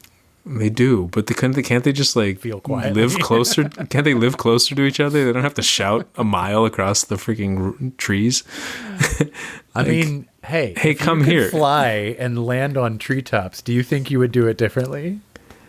That's true. If I could fly, I'd probably live a bit farther away from people. Yeah. Yeah. Like, hey, Robbie, what are you doing tonight for dinner? They need to figure out a way to get like, what were those cans with the string? Oh, tin cans and twine? Yeah, tin cans, exactly. You need to have some private conversations, birds. Birds need privacy because this is absurd, man. And even the birds in the city, they're even louder because they have to compete with cars. That sounds so the like birds a are follow-up. shouting. You know Zach Galifianakis' show Between Two Ferns? Yeah. It's like birds having private conversations sounds like the sequel to that show. I have no idea how that does, but I don't know. That'll be a conversation amongst the birds. Right. Exactly. And Zach Galifianakis. Zach Galifianakis amongst the birds. Yeah. That's it just feels like a perfect fit. Like it's pretty non sequitur, which seems to match that show and him in general. So I'll pitch it to him, see what he says. We're pitching it right now. If somebody maybe if we podcast about the podcast, then people will hear about the podcast. Please get this to Zach soon. Oh man, Caleb's got career in ASMR. Well done. That gave me chills, man. Nice.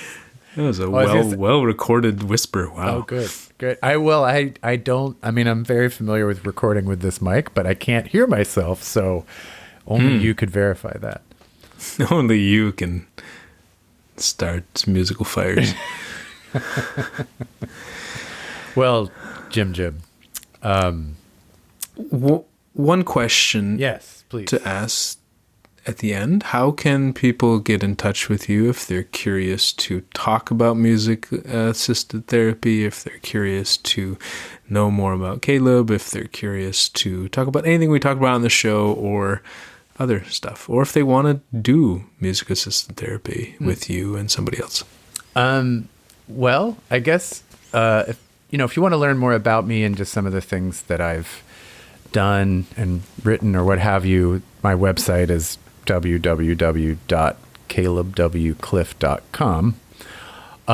If anybody would like to reach out to me, they could at my email address, which is soundsnice@gmail.com, and that is how it sounds, soundsnice@gmail.com. And yeah, I would be more than happy to talk to anybody about any of this or any thoughts maybe that have led them to other things to talk about within this arena or outside this arena even. I welcome any of it. Thank you so much for showing up today, Caleb, and for kicking this off with me. I really appreciate it because while we talk about some of your work with sound here and there, this is probably the most focused conversation we've had on it. And I've learned a lot about what I do, what you do, potential possibilities, because all possibilities are potential. That's right. Nothing like qualifying statements. Well qualified, sir. Thank you. That's how I do. But also because I enjoyed this and I like talking with you, and I hope other people will enjoy this episode and tune in and reach out to you and do some sessions. Yeah, and I just want to say, I think it does help that we've known each other for a while and we are very good at conversing, but you made me think about some things I hadn't thought about in this, and I think they only add to my understanding and helping to convey to people how this might work and how it might bring, some bigger emotional freedoms to people. So thank you, Jim. I appreciate it. You're welcome. I appreciate you. That's kind of the goal with this podcast. It's the realization, I think I have conversations with people that I really enjoy. They seem to enjoy that. We enjoy them. We both seem to learn. And we're not recording them and sharing them with other people. Why? Why not? These are fascinating conversations for most people. Why do we not let other people in on the journey? So hopefully other people will listen to this and learn from it and be inspired to try new things or do old things or whatever may come up, however they may feel, as you said, and then talk about how they feel afterwards. Yeah. So if you want to reply, once I get the forum back up, you can reply on the forum, or you could reach out on Twitter or any of those platforms. Cool. Lovely. All right. And so we will talk with y'all some other time. Thank you again, Caleb. You're very welcome, Jim. And thank you. All right, ciao, y'all. Bye. So we are back because we realized we were doing reflection and there are some gems in the reflection. So why are we doing that off recording? So I'll probably splice this to the end of the episode. But yeah, Caleb, so what's one thing you learned in the podcast episode today? There are a couple of questions that you posed and ideas that you mentioned that I feel are invaluable to how I will explain to people particularly people who might be interested in doing music assisted therapy or any of the types of things that I'm working on. One of those things being related to experiences within the self. I think how you caused me to think about certain things with where people may or may not be able to relate to them as clearly. And you gave me some ideas as to how to make some of this even more clear, basically, for people who might be doing this on their own and also within the group experience. Those are probably the two biggest things. But even, just thinking through it, it's like the analogy of the soundtrack. That's great. I hadn't really thought about it like that.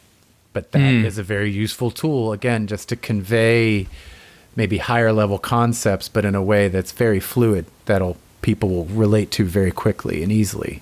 So, and that to me is the reason why that's invaluable, is because I want people to have the most relatable, comprehensible, if you will, understanding of what it is that I'm trying to provide. Yeah, so to help you describe it to them. So it's not even the experience, but describing the experience and almost pitching or selling it to them, right? And so, yeah, just and for them to tell other people about what they did, to have the words and the story and the framing. Absolutely, yeah. For for anybody who, I might be explaining it to, and then if they were to share it to someone else, instead of having these kind of more abstract ideas or things that they're less familiar with, and be like, oh, like when you watch a film and the music, it's helping to guide you. Like that's perfect. No one's going to misunderstand that. But it's huge, because I think if people can't get what you're trying to help them with or do for them, the odds of them wanting to take it on are probably a lot smaller. Yeah, confusion doesn't often lead to too much action unless they're trying. Well, sometimes if they're trying to figure it out. Yeah. If they wanted to take a chance or something, but if they do, like many of us, require a bit more information, and just again that ability to relate to it. There were some, as you said, real gems in how some of the questions you asked me and how you asked them that gave me those ideas. Sweet. Yeah. What did I learn? I think I learned that maybe I had a different perspective on what you had talked about with regards to your music. And I didn't know too much about music assisted therapy or your perspectives on it. And I think I'm more excited to try to listen to one of your songs or your compositions with this in mind. It's going to be a 20-minute experience. I'm going to sit down. I'm going to feel it. I'm going to do whatever happens in the 20 minutes, and then I'll reflect on it. So having kind of that structure in my mind helps me a lot to feel, frankly, more desire to engage in it, because I think I've listened to some of your music in the past, and I don't think your music had that intention before. Or maybe it did, but I wasn't aware of, okay, what would it be if I just take this as the main activity, the main experience, and then do the reflection afterwards? Mm-hmm.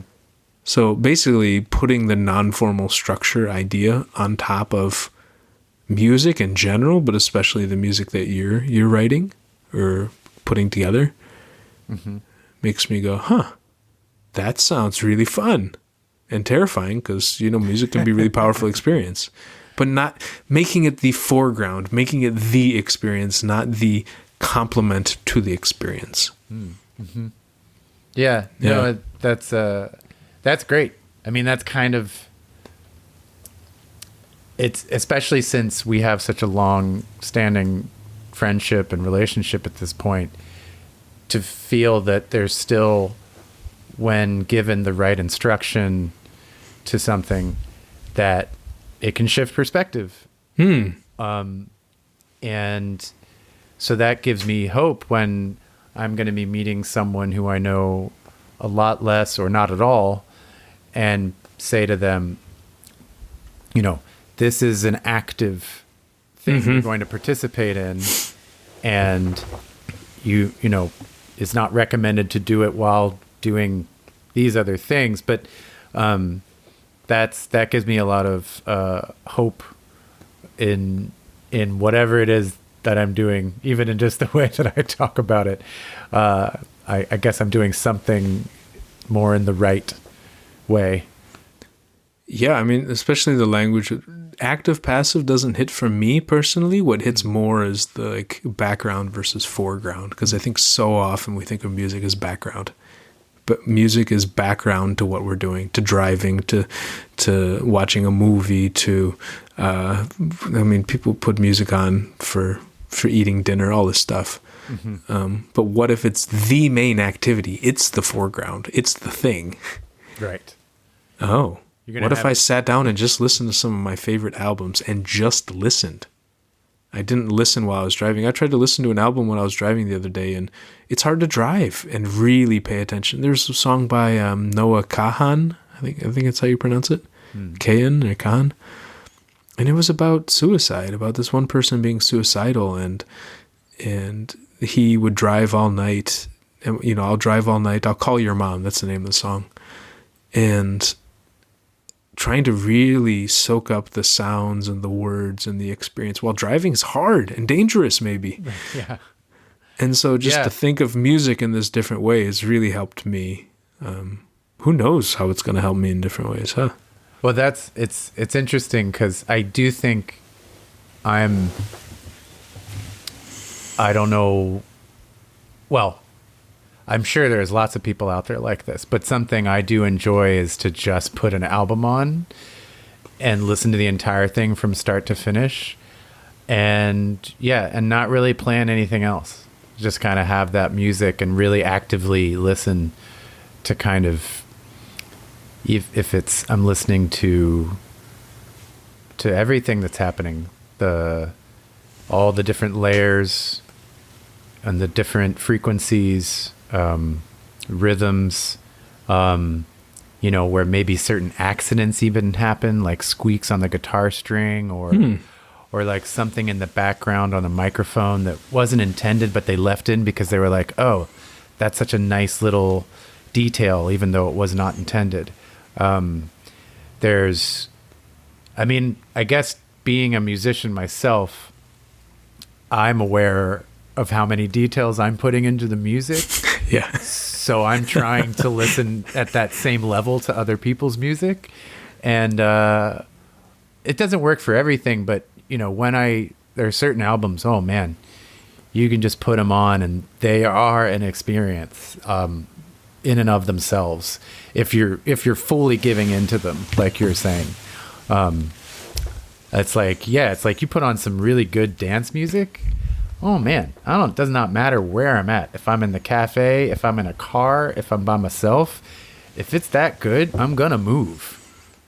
It's just, I've got to move. So it can be a very all-encompassing experience if you look to it to be that.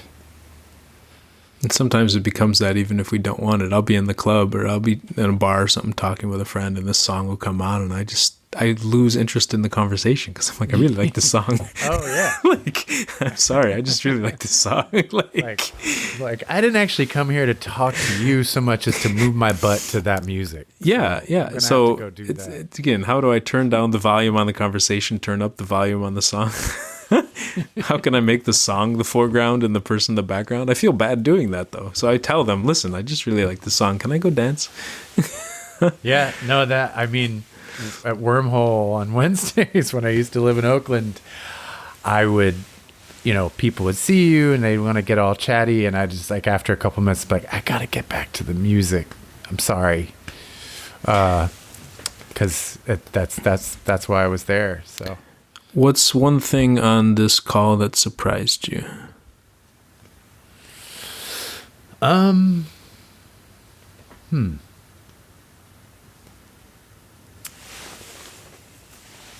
I'm going to take a second for that one.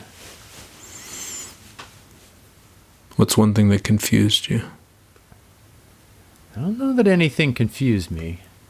What's one thing that excited you? Ooh, the whole thing. I can answer that one really easily. Yeah, go for that one.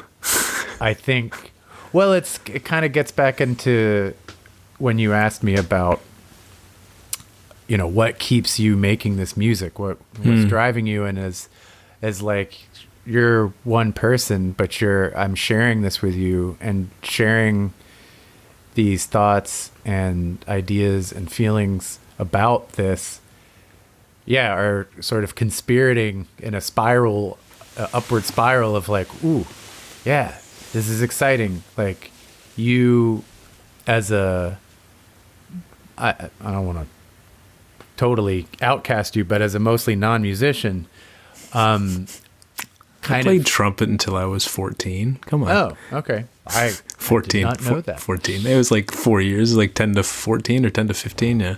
Non-active music. I am a mostly non-involved active musician. Right, yes. right. But the fact that you could experience it as intensely as you did, just in theory, was very exciting. And I work a lot in, I don't want to say, I mean, it is in isolation, but it's like I'm developing these things within a very tight group. It's most of it gets shared with Heather. Occasionally it gets shared with a random other person. And then, so it has very little outreach. So just having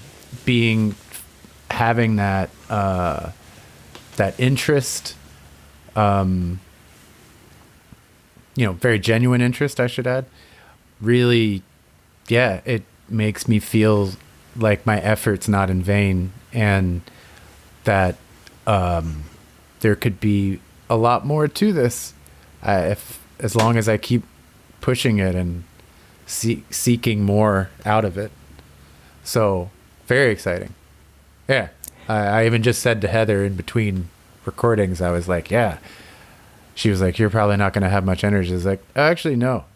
I feel like very amped up about this conversation. So, yeah. Good. I'm hoping that carries into your Valentine's Day instead of zapping your energy. What am I excited about? I'm excited for two things. The first one was you doing music with this in music-assisted therapy. I like the name. I like the concept. And you doing it? Oh, goodness. The conversations we've had in the past, Caleb is a very multi-talented person. And me being like, Caleb, please, okay, you're very good at graphic design. You're very good at this. You're very good at that. Can you do music? Can you please do music? Just more music, right? Music? Yes, please music. But music with this purpose, I really excited for you to do that. The other thing was, it just came up in this, was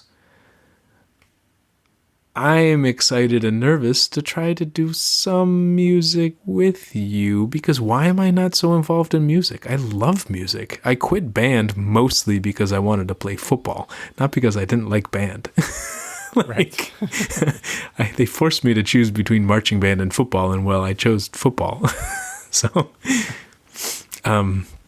you were like, either be in the game or be on the sidelines. Yeah, in like a weird costume I guess football costumes are kind of weird too, but there was a little more cachet in playing football. Yeah. And more physical, like I can move around a lot more. So I'm actually excited to try to do some music maybe with you.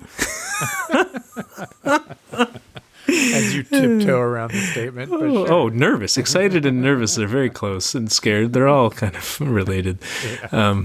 I don't know what's going to happen. I feel lots of things about it. Yeah. No, that's great. I am very pleased to hear that it brought those ideas to mind. What else? Okay, what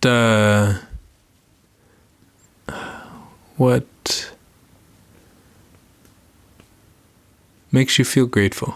There we go. We'll end on this one. Well, I'm grateful. Oh, I'm very grateful that of your curiosity and seeming endless ability to have a fresh perspective. We've had we haven't had a conversation quite like this before. That's true. But the fact that we could still, we did 2 hours, and I think we probably could have kept going if we, if we had the momentum. And that's just like, how awesome is that? For there to be this very well sustained fuel between us. So I'm very grateful for that, and the authenticity that comes with it too.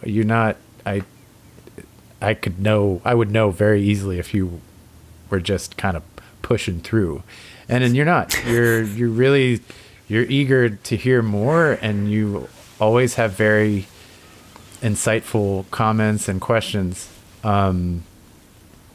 And they tend to expand on the things that I'm thinking about already. So, yeah, I'm grateful for all of that, and probably too much to list here, but those are the top things. Thank you, Caleb. Yeah, you're very welcome, Jim.